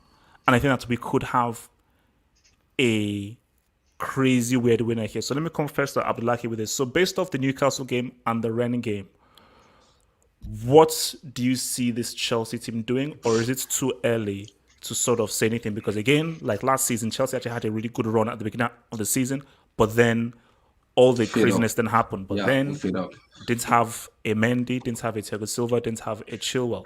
So with these two performances, team looking good, looking very resolute and so forth. I think only one goal conceded in both of those games. What did you take from those two games? I think at the moment we're playing very very well, but I want us to be tested against a very good team like Tottenham, Man City, Bayern. So those defense, I want us to see how we're gonna cope against some of those attacking team in world football. If you can cope very well with those, we have very very good attack. We can score goals from any attacker. Timo Werner, Kai Havertz, Hakim Ziyech. We can score goals from either of those attackers we have. But those defense we have now, I want us to be tested very, very well. And this Sunday match is gonna be the ideal position in which I want to see us attack. Son, I don't want to face Son in this moment at the moment. Son and Harry Kane. Those We'll two. get to Tottenham. No, I don't Talk want to about face the them matches, because man. Talk about yeah, the matches, because my those friend. are the team I want to and Thiago Silva, Kozuma, Ben Chilwell, and Reece James. Those four left back, those four center back and right back and left back. I want us to be tested against them. Now, let's see how good of a defender of a team we are. If we can defend properly as a Chelsea team and going forward also we can score goals and we can be resolute. Okay, so basically you're saying that this Chelsea team, as good as they have been, they've not yet been tested We've yet. not been tested yet. Not yet. like We've been very good, but we've not been tested yet. I want us to be tested against those very good so-called best team in the world. So now we can have a conversation about that. At this moment, we've not been tested yet. We've not been, but we've been very good, very very good team. Okay. But we've not been tested yet. Eddie. I mean, I mean, do you agree with Abdullahi's sentiment that okay, looks good and so forth, but Newcastle, Rennes, yeah. these are not really the teams to show how good this team really are, as opposed to what Tottenham did against Man City. So, what do you take from these two games? I mean, are you confident, or is it like don't know how good this team are until they face a really top tier team in form? According to proper Chelsea fans, I think based on our recent form, we are gonna be winning the Premier League. So, I mean, that's a good start. No, I expect too early. Abdullahi, proper Chelsea fans believe we are winning the Premier League, right? And I would like to work for some of these people because for just doing my job, I would get Employee of the Month and a raise every month. Because as far as I said this a couple of weeks before, Lampard is doing his job. You know, we can see the teams, organized defensively. We can see offensively, we've got a good system going at the moment. Now we need to take that to the next level and face the big teams. I don't understand where all this talk about a title challenge comes from. Manchester City are not having such a good season, or they're not having a great season yet, but if they win their game in hand, they're only 3 points behind us. Liverpool, with all their injuries, are 2 points ahead of us. So let's I still believe top 4 should be the goal this season, but everyone talking about title challenges. Come on, man! It's only 9 games. We've still got 29 games to go. So let's pipe down a little bit. But so far, so good. We look good, man. The one I won't call it an issue, but the one thing that I've noticed in the last couple of games is, Timo Werner. He's been inefficient the last couple of games, and that needs to improve. Even against Rennes, the goal that Giroud scored, that should have been. Oh my gosh. You have to finish that. I think the problem with Timo Werner is the Spain 6-0 against Germany is affecting Timo Werner. What? He was still missing. He was still missing chances before that. Before that game, he was still wasting chances. It's not that because of that game, bro. Well, I mean, it will be a problem if it happens again in Tottenham because when you play teams like your Tottenhams, your Cities, actually Tottenham, you're not going to get that many chances. So if you get a chance, you should take it. And I don't know if you guys saw it. I think Ziyech got at Werner a little bit while they were celebrating the goal. Ziyech literally just went there and was telling Werner like, "Yo, you got to finish that next time. Like, we can't." He was angry. He was angry with him. He wasn't happy with Werner. So that's kind of good to see. But Eddie, Ziyech isn't being a proper Chelsea player by getting onto the thing. He has to rub Werner's head and say, Timo, don't worry, you'll have another Yeah. chance next I mean, time. kind of similar to Lampard's comments on the weekend, right? He lauded Timo Werner for being unselfish, There you go. which yeah, then I'm not gonna get at that unselfish comment because what I want my striker to finish things. I want to be able to say if the ball gets to Cold-blooded. Timo, he is Cold-blooded. finishing that. I don't want to see a pass to Tammy when you have the thing 1-on-1. Yes, it's good, but hey, Tammy does fall over sometimes, so I don't trust him that much. But I want Timo Werner, starting to take those chances because he is key to us, scoring goals.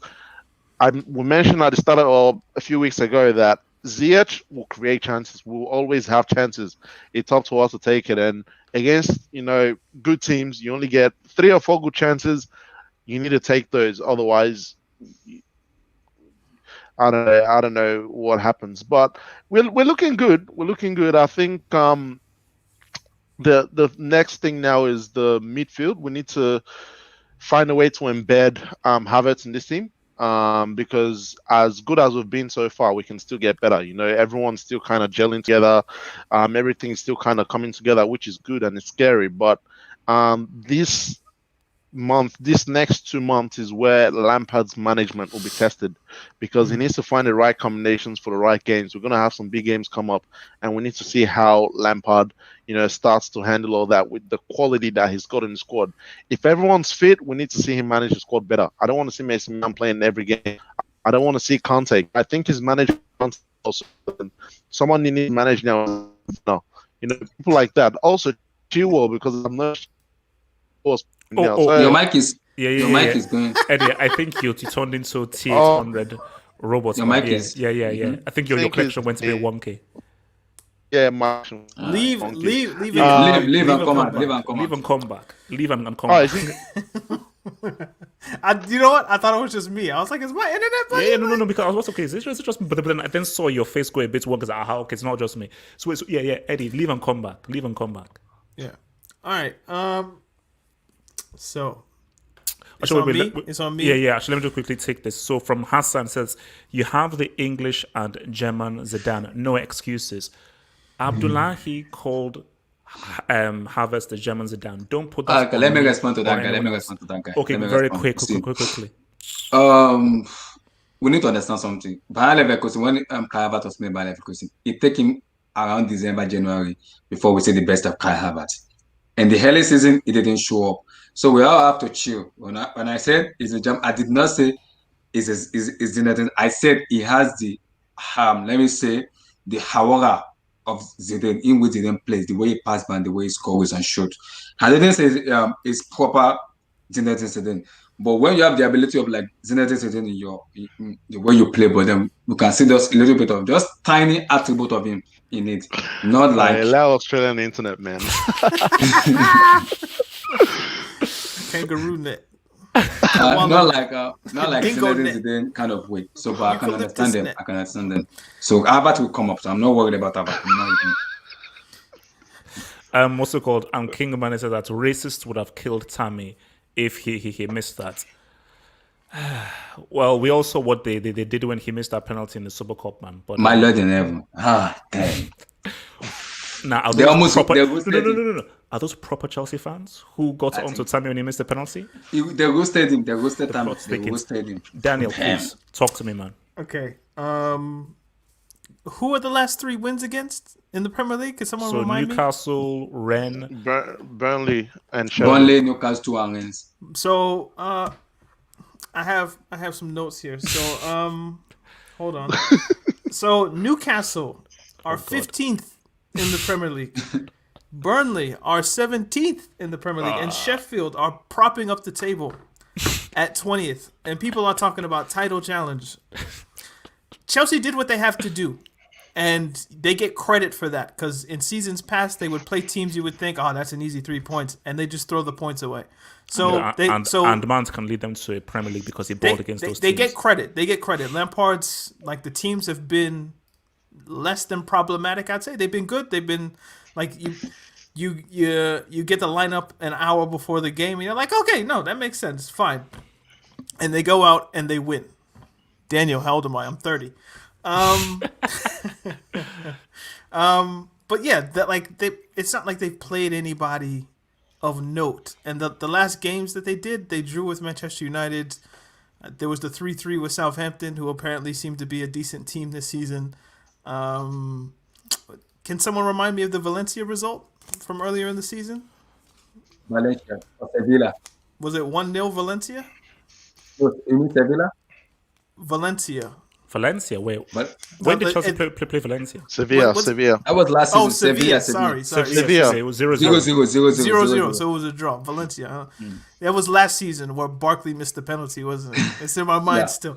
So yeah, like those have really been the only tough games, I'd say. So the Spurs game coming up will be instructive.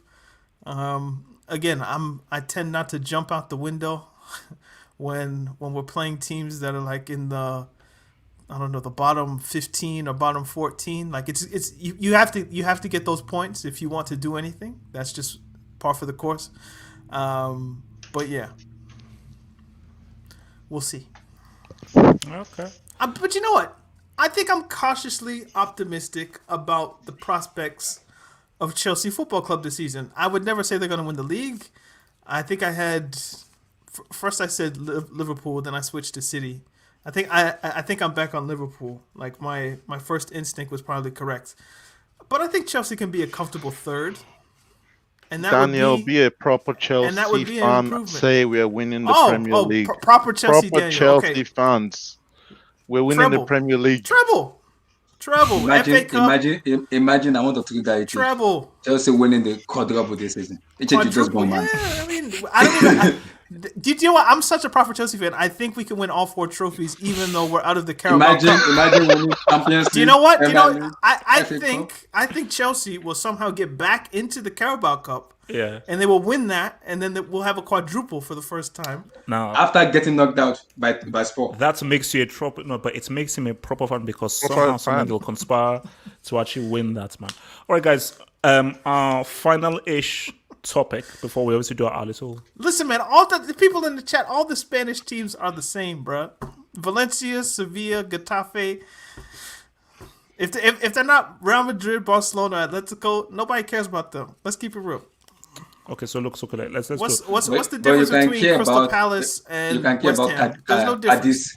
I'm joking. I'm being facetious. Yes. Okay, guys, Spurs. It's my L, bro.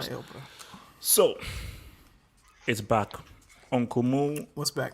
And Uncle Mo. Well, the whole Uncle Mo thing, man. Chelsea and Uncle Mo, man. Leave Nini alone, man. Shout out to Nini FC. That's our guy, man. Yeah, no. He's no. Trust me, he's our guy, and he's half Ghanaian as well. So come on, West Africa blood. So look, man. Chelsea against Tottenham. Let's go. Now, this fixture last season, where what's it called? Willian scored the winning goal. Different. Tottenham, obviously, first season with Mourinho, first season of Lampard as well. And I think both teams have actually improved quite a bit since that game was played. And just as Daniel has been saying, it's now about a test. Let's keep it real. Burnley, Rennes, and so forth. Those are teams that Chelsea should be beating. And for me, I always use one of my favorite acronyms, DOD. DOD. Degree of difficulty. So this is where DOD fully gets implemented. And this is whether we can see whether Chelsea pass DOD, because this is one of the most informed teams, and these are 2 of the best frontmen, at least in the Premier League. And the 2 most higher goal scoring team in EPL. Yes. So my thing is, I am interested to see how this goes down. Obviously, we'll get to scores afterwards, but my thing is, I know how Tottenham are going to play. So Chelsea will have the ball, they'll have control of the game and so forth. And I think Alderweireld might be injured. So my thing is, how do Chelsea defend Tottenham? And how well does that defense go up against them? But also as well, what setup do Chelsea go with to break down Tottenham, but for me, it just leans more towards a Chelsea victory, and Chelsea should win. But my thing is that Mourinho is a guy who knows, who learns from his mistakes. Mourinho is never a guy who will doggedly stick to one thing. Unlike Pep, Mourinho is a guy where, okay, this is where I went wrong. I'm going to adapt. I'm going to change. I'm going to tweak. So Did somebody knock on your roof? Yeah. You sound quiet. Yeah, they did it. Yeah. Freaking the neighbors, man. So my He's thing like, is, Mourinho is a guy who will learn from his mistakes. Pep, he's not like Pep. so basically, my thing here is this: is that look, I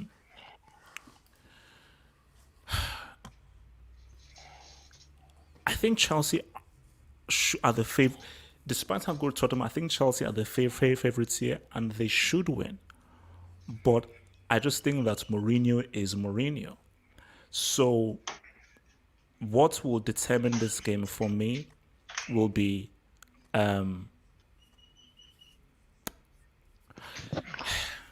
it's how basically it is how well Chelsea it is how well whether Chelsea will be able to finish the chances that they will have. They will have chances. If Chelsea miss their chances, Tottenham win the game. If Chelsea take their chances, Chelsea win the game. But my worry is about if Timo Werner, Tammy Abraham have a multitude of chances and they miss them, Tottenham will then punish them. So that's what it's going to come down to, because Tottenham are going to counterpunch, and just give Chelsea the ball. So Chelsea will have the ball, and it'll be whether Chelsea do not make any defensive mistakes, which I don't think they will, that could lead to goals. So let me come to Eddie with this, man. How are you feeling? Thoughts on this Chelsea-Tottenham game? Do you think the favourites are Chelsea? I think Eddie's frozen. There's no way he's that still. Eddie, are you frozen? Yeah, he is. Okay, he's back. He's back. So Eddie, what do you say, man? Who do you think how do you see this game, Chelsea-Tottenham, man? Oh, damn. Can you come back to me for a sec, actually? Okay, yeah, okay, cool. Ayo, Eddie, how about I'll go fix my Wi-Fi. Yeah. Just turn your camera off. I'll go fix the Wi-Fi. Maybe that'll help. Just turn off your camera and just do audio, and maybe that will help. Do audio. Maybe that's better. How's that now? Yeah. It might be better. I don't think you. Yeah. Go for it. I hear we got you. Yeah, we got you. Oh, okay. So this Tottenham game, I think, in all honesty, it's not going to be the most exciting game to watch. Because of how Mourinho is going to set up his team to defend. One thing Mourinho is not going to want is to lose against Lampard 3 times in a row in the league. He is definitely not taking that. So this smells more like a draw to me. But I don't want to pick against Chelsea, but this is more looking like a draw, because the way Mourinho is gonna set up his team, I think he might entice Lampard, and draw out the rookie in Lampard, to make some decisions. But yeah, this is gonna be a tough one. This is gonna be a tough one, because the mistake people make is they focus on Harry Kane, and that creates space for everyone else around him to do stuff. You know, your Regulons, your Auriers, or I don't know Aurier is playing right back. Then you have Kane and whoever plays on the other side, who, you know, go into those spaces that are left behind when Kane obviously comes deeper. So yeah, it's going to be a good test for Chelsea in terms of breaking down a well-organized defensive team. So it's a good test for us, but yeah, I mean, we'll get to predictions soon, so I'll see how I feel then. But I just have the feeling that this is going to be a boring. Maybe boring is not the word you use, but it's not going to be the most exciting game or that everyone's looking forward to. If you get what I mean, it's not going to be one of those where it's, you know, it fulfills the hype of a Lampard versus Mourinho, if you can put it that way. Man said Eddie has McDonald's Wi-Fi. Yeah, it's been up and down the last couple of days. So No, but it's Alright, cool. Like No, no, we could hear you. We could hear you. yeah, man. It's no, cool, it's cool. okay, no, cool. no cameras working. So. What's also called? Abdullahi, talk to me. I'm feeling a little bit not. I wouldn't say confidence, and I'll probably just like I'm just optimistic because when you have a form Hurricane Son, that is a player I don't want to face as a Chelsea fans. As a Chelsea player, I do not want to face Son. I can face Hurricane because I know it's the job of N'Golo Kante to come. Kante can mark him out because we know Kante can do the job. But Son, that is a player I do not want to face. My Lord in heaven. That guy is in form of his life. Imagine me facing Son. I'm gonna get ripped apart. So that's the player I don't want to Don't face. you have faith in your boy Thiago and I have faith in Thiago Silva and also Kozuma. But we know Kozuma make mistake a lot. But I think ever since Thiago Silva has been together with Kozuma, he hardly make mistake. Because even Ben Chilwell said it that Thiago Silva is like an assistant manager to them. He talks to him, he talks to Reece James, he talks to Kozuma, he talks to Eduardo Mendy too. They have this communication with them that makes it work. If you make mistake, Thiago Silva gonna shout on you. You're not in your right position. You gotta come back to your right position. So that is like his experience also helped them a lot. So I can understand that like Zuma hardly make mistake. He's only on his proper game when he play with them. What's called Thiago Silva. But when you have Son can leave the left wing, go to the right wing, go to the middle. So it doesn't stay one place, it move around. That is the problem Kante is gonna have. If Kante mark Hurricane out of the game, I understand that. Who's gonna pick up Son? Reece James or who? Someone has to come in and pick up Son and take him out of the team entirely. Because now if Kante can, my job is to focus on Kane. If he can frustrate Kane and Kane can get the yellow card, which can lead him to get a red card, it's very possible. We know how Mourinho wants to play. It's gonna go defensive.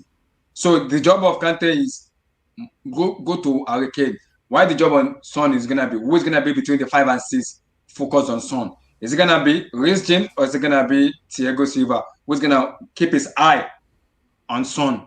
That's gonna be the problem. Where would this marking come out? Because in terms of Kante, I trust Kante to mark Hurricane out of the game. I trust him. He can even force Kane back to DM.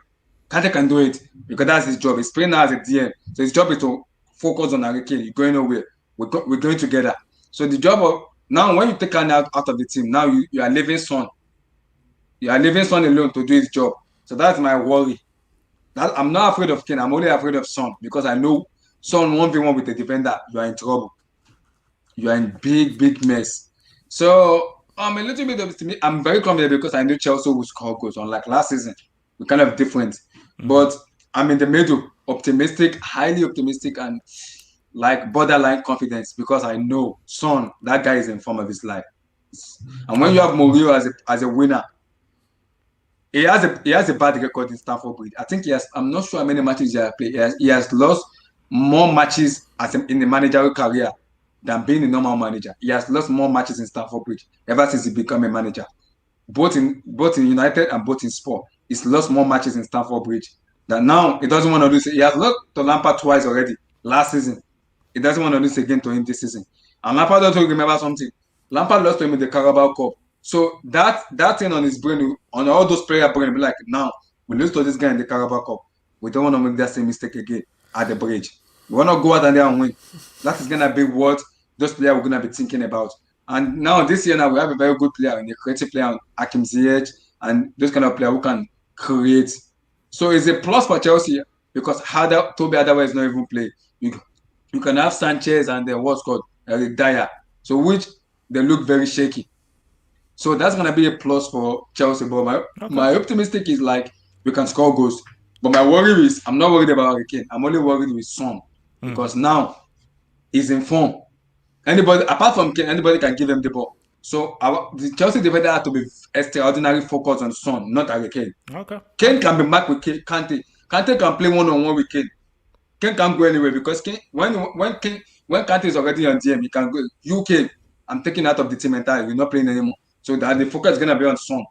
So who's gonna mark Son? We got you. So who's gonna mark Son? Is it gonna be Thiago Silva or Okay, is it gonna be Abdullah, So, we hear you, man. We hear you. I don't know.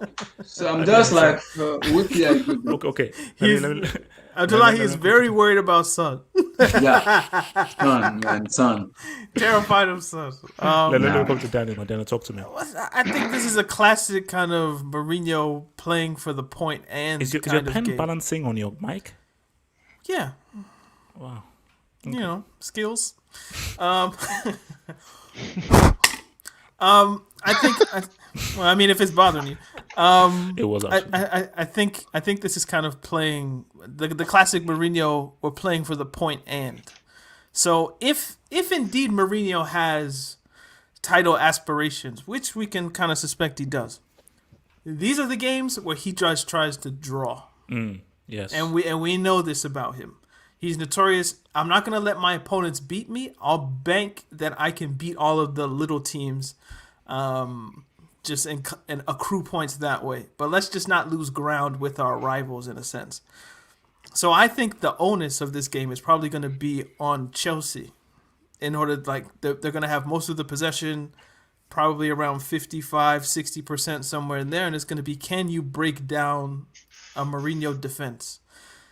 Which then I kind of understand Abdullahi's wariness in a sense, because Spurs, in theory, on the counterattack are a scary proposition with Son, with Morrow, with Kane, with perhaps Bale might play. The midfield is quick in transition when they need to be. So it's going to be up to kind of Zuma, Silva, and the fullbacks of being smart when to go, when to stay. Obviously, Kante's going to be crucial, but generally, I'm probably leaning to a draw because I don't know how much Mourinho is going to want to press the attack. So I could see a 1-1 or, you know, I could maybe a 2-1 Chelsea or 2-1 Spurs, something along there. But it's not going to be a goal fest, I don't think, like it was in, what was it, 14-15, where it was like 5-3 or something like that. I don't think it's going to be anything like that. Just because I don't know. I just think I think Mourinho's going to be the pragmatist that we know and love him to be. Yeah. So that's going to stifle a lot of stuff that's happened, unless there's an early goal, in which case, you know, cats amongst the pigeons. So let's look at scores. So I'll start first, man. I feel that. Don't call me Neil deGrasse Tyson. I mean, Jesus Christ, Colin. Does he have a white wife? Just kidding. Kidding. Okay. Racist. Actually, does he? Probably. Neil deGrasse Tyson wife. He actually googled it. Oh, Alice Young. Yeah, he does. Interesting. Okay, look. My thing here is that I feel Chelsea win this 2-1. Because same page. I think that Tottenham, they have the threats, but as you said, they're not going for the win. They're going for the draw. But Alderweireld if Alderweireld played, I would say a draw. With no Alderweireld, that is a massive miss because that is Tottenham's best defender. I say he's better than Davinson Sanchez. He's a damn good defender. Dyer, I think, can be a liability. And I think there is a mistake in him. And I do feel there might be a red card or something.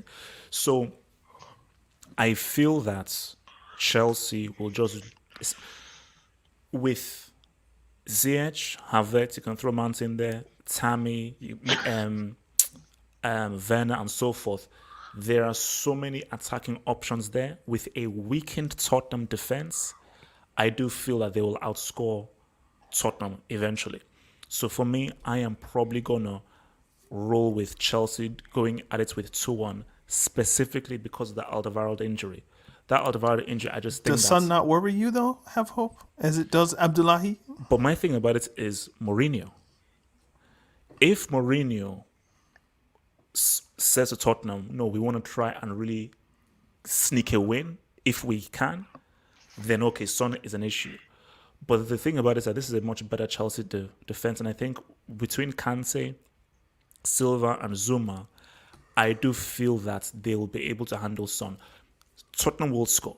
I don't think this is a clean sheet thing. They will score, but I don't see 2-3 goals because I just don't think Mourinho is going to really want them to really go out and attack. Do you know what I'm really curious? Like the thing I'm curious, the thing I'm most curious about, rather, our guy Mendy. This is a game where you're gonna have to save something that we don't expect you to save. So for the past few games, he's been saving stuff that You should. a competent goalkeeper saves that. Kepa Kane's gonna doesn't. give him something. Son's gonna give him something. Something, yeah. Moore's gonna give him something, and he's gonna have to come up with a save. Where it's like, oh, I didn't know you could do that. And that's what I'm very curious about in this game. Will he get down? Will he get to the top corner? Will he just make some reaction save? This, It's like, see. This is the game in which we see how good is Mendy truly. How We good are know you he really? is- yeah, but you see, yeah, we're gonna do that series. Don't worry, we're gonna do this series. It's coming, guys. It's coming. See, he is good. Mendy is good. How good is he? And this is a how good is he game against what's it called? Son is the top scorer in the Premier League. So a high scoring team, you will have to make at least one or two difficult saves. Can you make those? Which is not what you got against Rennes, Burnley, Sheffield United. So 2-1, I'm rolling with Abdullahi. What score are you rolling with? I think we will concede goals.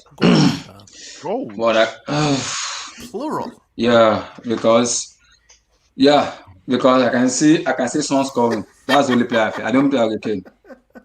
He's gonna go to I bed like tonight that. and have a nightmare. That's the only player. Hungman's son. I hate facing when he's in form. I hate facing Son because you don't even know where he's gonna. You can go to the left wing, come back from the left wing to the right Abdullahi, wing. give I me don't a like. blood-clad And- score. and the problem- friend, man. You talk to your son. Hey, Jesus. I think I'm gonna go with the To 3-2. who? Abdullahi needs to have the Give it to Chelsea. complicated Hungman Son show or like complicated Spurs show. Okay, so you're saying 3 to Chelsea. Yeah, because 3-2. it's just about Son. Yeah. You know what? I think my 2-2 prediction might actually be. I actually might believe it this time. I think 2-2 Yeah, kind 2-2 of is a makes possible- sense. But 1-1 is what I'll go with. Eddie, what about you? What are you going with?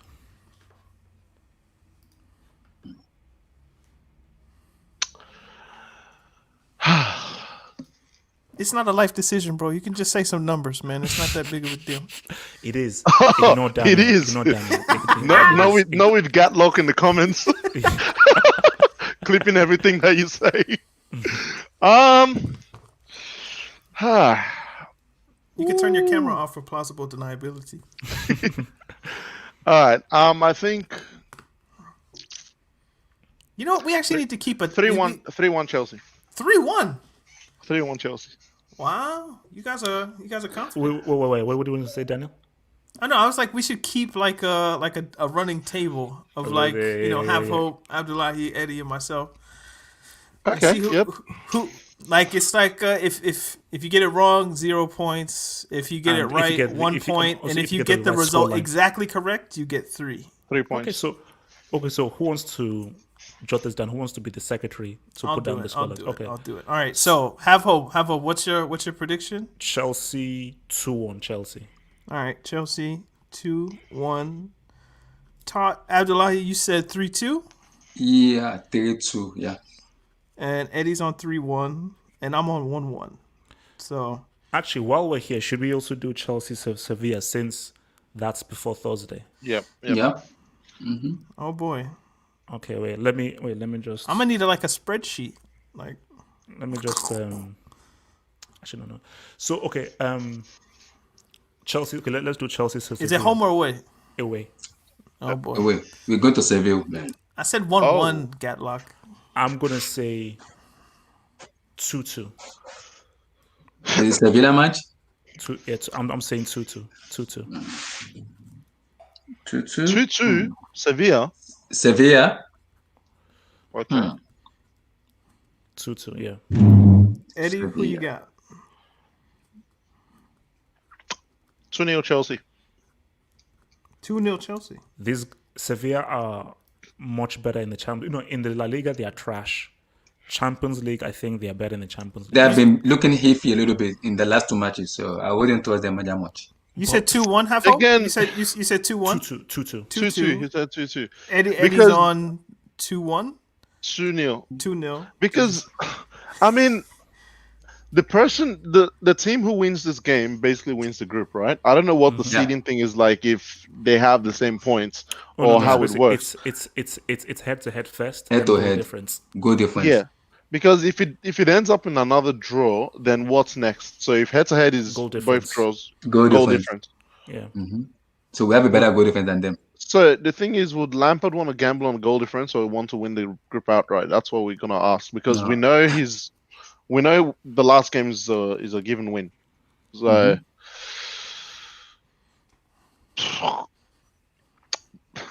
I don't see Sevilla scoring. Yeah, I'll stick to 2-0. All right, Abdullahi, what's gonna happen, man? 3-0 Chelsea. Damn. I thought 2-0 was bad. Abdullahi is proper Chelsea. A lubrication man, proper Chelsea. It's proper Chelsea. Back your team, Abdullahi. Gatlock, don't clip me, please. Daniel, what are you saying? 2-2. Oh, you say 2-2. Okay. Yeah. Damn. 2-2 gang. All Alright, guys. So this is our final thing of the night because we want to always do something fun and different. So this is where you now have to look into the recesses of your brain, and all I want is one answer, and I'll give you time to think. Who is, categorically speaking, without a doubt, and you can only name one player? Gatlock already kept me. Gatlock, get the hell out of here. Wait, so the worst player to play for Chelsea? I'll let you guys think. Categorically, if I could only pick one player, the just worst player to play for Chelsea, and I'll let you guys to think the worst player. So is it this year or in the last 5, 6, 7 years? All time. Damn. All time. From when you've been watching Chelsea for all time. Okay. 5, 6, 7, 8, 9, 10, 11. Considering the money. And No. Just not the biggest flop. The worst place. See, that's different. In terms of football. I was gonna say Kepa, but the worst football player to play for Chelsea. Because now this one is tough. 2, 5, 2, 6, 7.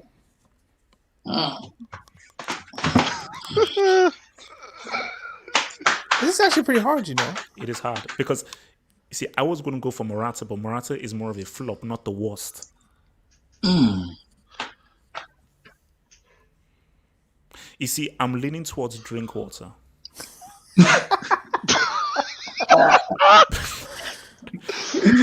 No, I don't know what that guy actually he's is. not bad. He just never played. He's not that bad though. He's not But that bad. when he played, I was like, this guy is pretty useless. He scored the one goal though, that volley. So he's more of a flop in my opinion as well than a bad player. Yeah. See, flop is easier. Yeah, flop is easy. But just a bad player. See, I don't think Chelsea signed bad players.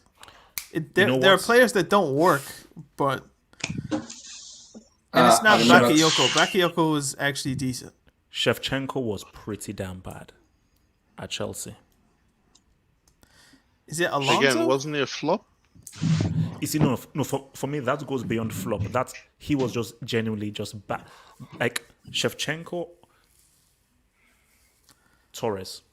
I was going to say, if you're going to say Shevchenko, then Torres should be in the conversation as well.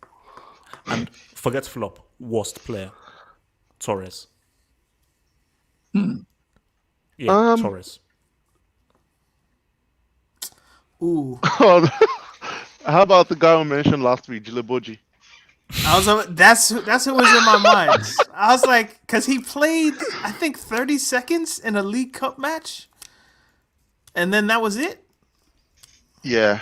Papi Djiliboji, DJILOBO, DJI, something like that. Papi Djiliboji. I'm trying to think of guys that came on loan though. So like Falcao was pretty bad. Marco Mangin. Alexandre Pato was pretty bad. Marco Mangin. Gail Kakuta as well had like some hype to him, but nothing. That's a hard one. So, That's a hard one. But yeah, again, I don't think Chelsea signed bad players, at this yeah. point. I mean, if you go back to the 80s or something like that, maybe you could come up with a name, but he did now. Do you know what's funny? Chelsea actually made money off that transaction. They bought him for 2 point something, 3 point something, and sold him to Sunderland for 7. So, it was more of a business thing than it was a football thing. But That is Marina. That's Marina for you. Okay, no, so that was Imanolo. Emenalo, no Marina? Okay. No, it was Imanolo. Okay, so what do you guys think about Torres then? I'm saying I Pato. think I have a player. I don't think. No, I'm maybe saying people have not Falcao. mentioned. Falcao, man. I think People he have not scored mentioned a 1 goal. lot. I mean, if we're gonna look, should we look at it by position then, like goalkeeper, defender, midfielder, strikers? Because otherwise, we're just gonna mention I'll most of the go with one strikers who've flopped. player in which I don't think people kind of mentioned a lot. I'll go with Kezman. Kezman wasn't bad. Kezman was wasn't bad. He wasn't He was bad. on drugs. What do you mean he wasn't bad? No, that's That's the Mutu. Romanian dude. Mutu. Mutsu. That's Mutu, yeah. Mutu wasn't bad. He wasn't bad. He was on Just- coke though. Yeah, he was on coke, but he wasn't like a bad. Yeah, he but wasn't you a can't say great- yeah, but on coke, man. Yeah, he's on coke. Yeah, but yeah, but he was okay. So I mean, if you go by position, okay, goalkeeper Kepa, defender Marcos Alonso. Just do like a 5-a-side, man. I mean, Baba Rahman was signed as well. No, I'm not taking that one. Baba Why not? Rahman. What do you remember the pitches in Gabon in that AFCON? Like he tore his ACL. He had a good season, I think, with Schalke or something like that. He tore his ACL and then he just never made it. And if he played for a team that wasn't Mourinho's team, I think his attacking qualities would have shown better. But yeah, that was just unlucky. That's why. In That's 12-13, oh, go ahead. someone said in the chat that in 12-13, Fernando Torres had 22 goals and 11 assists. Did he? There were like 60 games that season. The 13-14. That was like the longest season 12-13, Wait, 12-13. 22 goals in a season for Chelsea. Yeah, he said 22 goals and 11 assists. Don't you dare say Loic Remy comments. No. No, Cuadrado, Fernando yeah. Torres.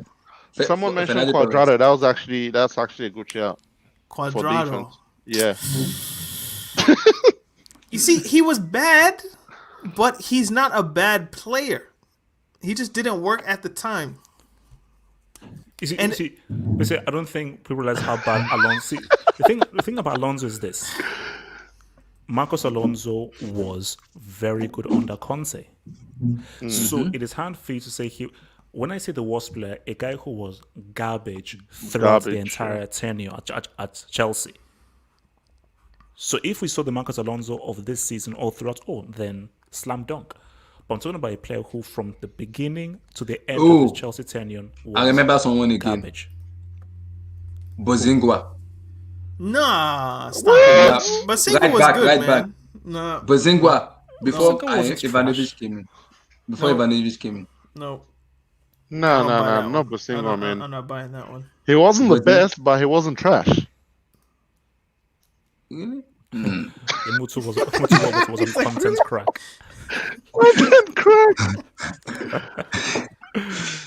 No, but look, Salah and De Bruyne hardly played. So Yeah, they didn't get their chances, so you can't.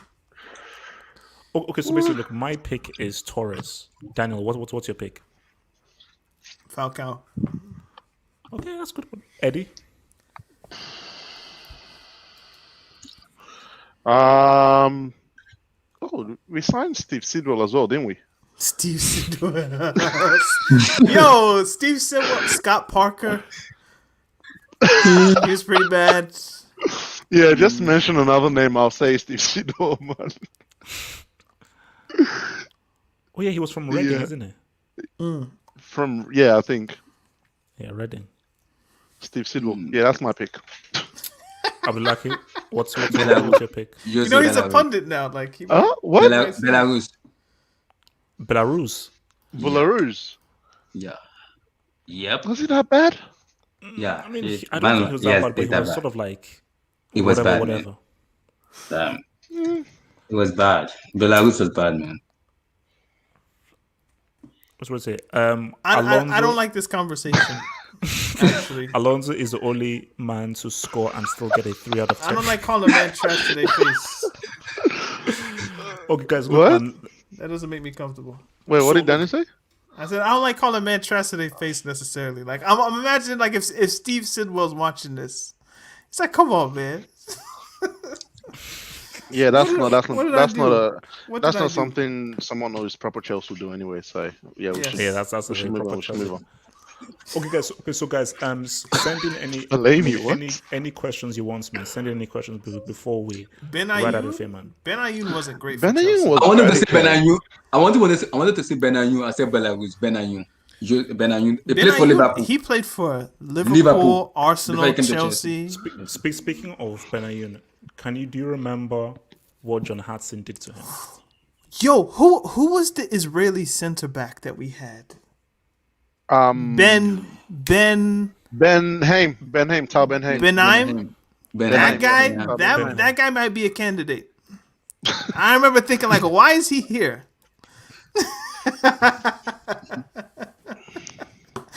There was like Ben somebody. I was like, don't bring Ben something on the pitch, man. Ben But you know what it was? Abramovich is obviously, well, let's not Israel. even. And guys, Yeah. do you remember? This Sunday is gonna be Abramovich 1,000 match in Chelsea. 1,000 match I remember. in Chelsea ever since he took over. Yeah, it's 1,000 ever since he took over. So he has this is 1,000th game with Mourinho No, on the opposite I think side with Lampard. as the Exactly. manager. I was gonna say that Yeah. Mourinho's about to Yeah. ruin another anniversary. Remember what he did to Yeah. Wenger? Yikes. Wasn't it Wenger's 1,000th game that Chelsea smashed them 6-2 Yeah. or 6-1? And the referee sent off the wrong light skinned guy. It was Chamberlain, and he sent off Gibbs because Gibbs, yeah. we all look alike. So So let's answer a few questions and then definitely get out of here, man. Oh, this guy. Should Werner No. be dropped and should Giroud start for Tottenham? Let me answer that. Why? I think against Tottenham, he should play. Against Sevilla, he should drop. Because Pulisic is fit. Lampard confirmed it already after the what's called the Rennes match. Pulisic is fit to play. So Timo Werner should play against Tottenham, but should be dropped against Sevilla. But do you think Giroud should start? Because then this is a Yeah, Giroud- I think Giroud should start. For me, Giroud should start against Tottenham, and also he should start against Sevilla. For So me, basically, My- you go with what? So Werner, Ziyech, and Giroud up top, No. top three.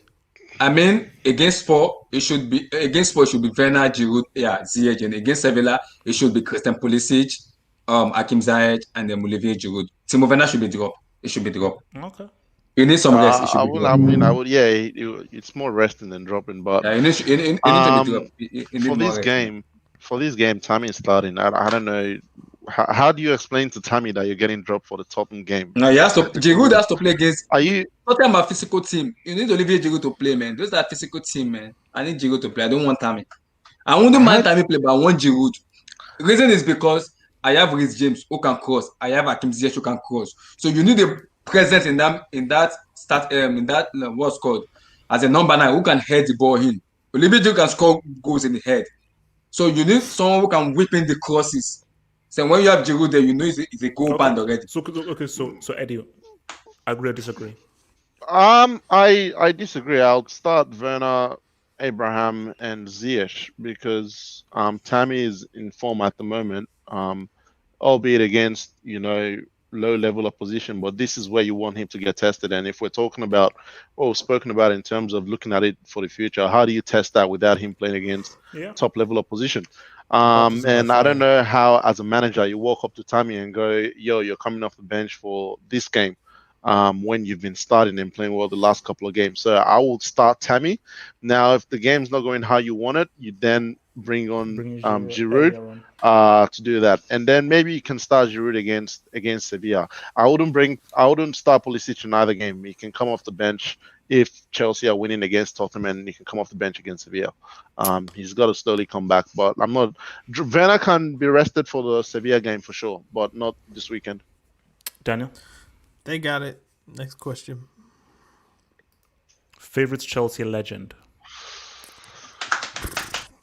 I have two. No, Drogba is number Zo- one for me, anyways. Drogba is number one. Drogba though. Drogba number one. Zola is the reason why I followed Chelsea. Drogba, fellow African. So there you go. And no, I'm not saying Babayaro or John Obi Mikel, so don't tell me. John Like, why Obi did you Mikel, laugh? you know. What did you guys laugh at? Why do you laugh at that? Why do you laugh like that? John Obimeke is a good player. Obimeke is a legend. Thank you. He is one of the most underrated Chelsea players Yeah, ever. most underrated for me. Most underrated. He's a number He 10. is one- Jose Mourinho converted him to a defensive player. So Wow. guys, He's a number 10. Fifth Chelsea legend. I would say Drogba, Lampard for me. Eddie? Has to be Drogba, man. I mean, if you want to go outside the obvious, who's my favorite Chelsea legend?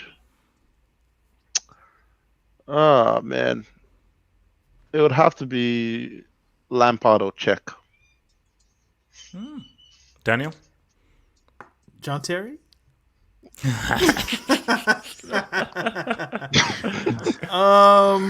Wait, Daniel. Are you sure does that skin come off that they have? Does it rub off? No, I'm joking.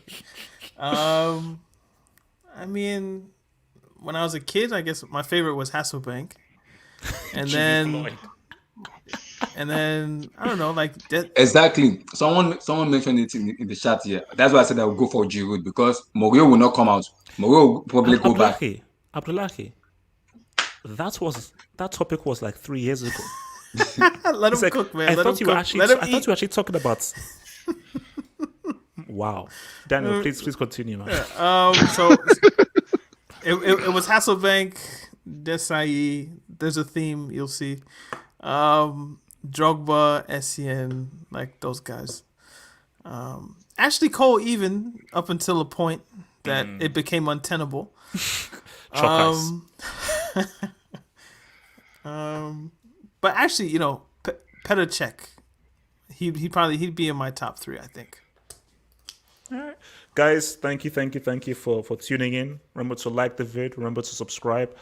And yeah, man, we'll be back here on Thursday where obviously Daniel will reveal who is top of this whole round robin table bazingi, man. So shout out to Boyo Danny T, shout out to Boyo Eddie, shout out to your boy Abdullah. Remember guys, you can follow them on their socials. You can follow Daniel right there at Daniel Tiluk. You can follow Eddie right there. I was trying to find it like, we're like there. And you can follow Abdullah. Point to it, Abdullahi. He's gonna go opposite. He's like, That's no. my He's like, no. He's like, where do I go?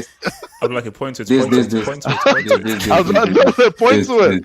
We can't see it. We can't see your head. No. This.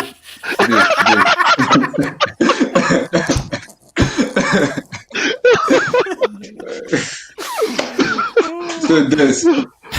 Oh So man. basically, like in the description below, I'll put everyone's socials so you can just click on their socials and please give them all a follow on Twitter. So any of your Chelsea questions, you can tweet at them. So guys, peace out, stay true, and we'll see you guys on the other one. Peace. Peace, guys. Peace. Stay proper Chelsea people.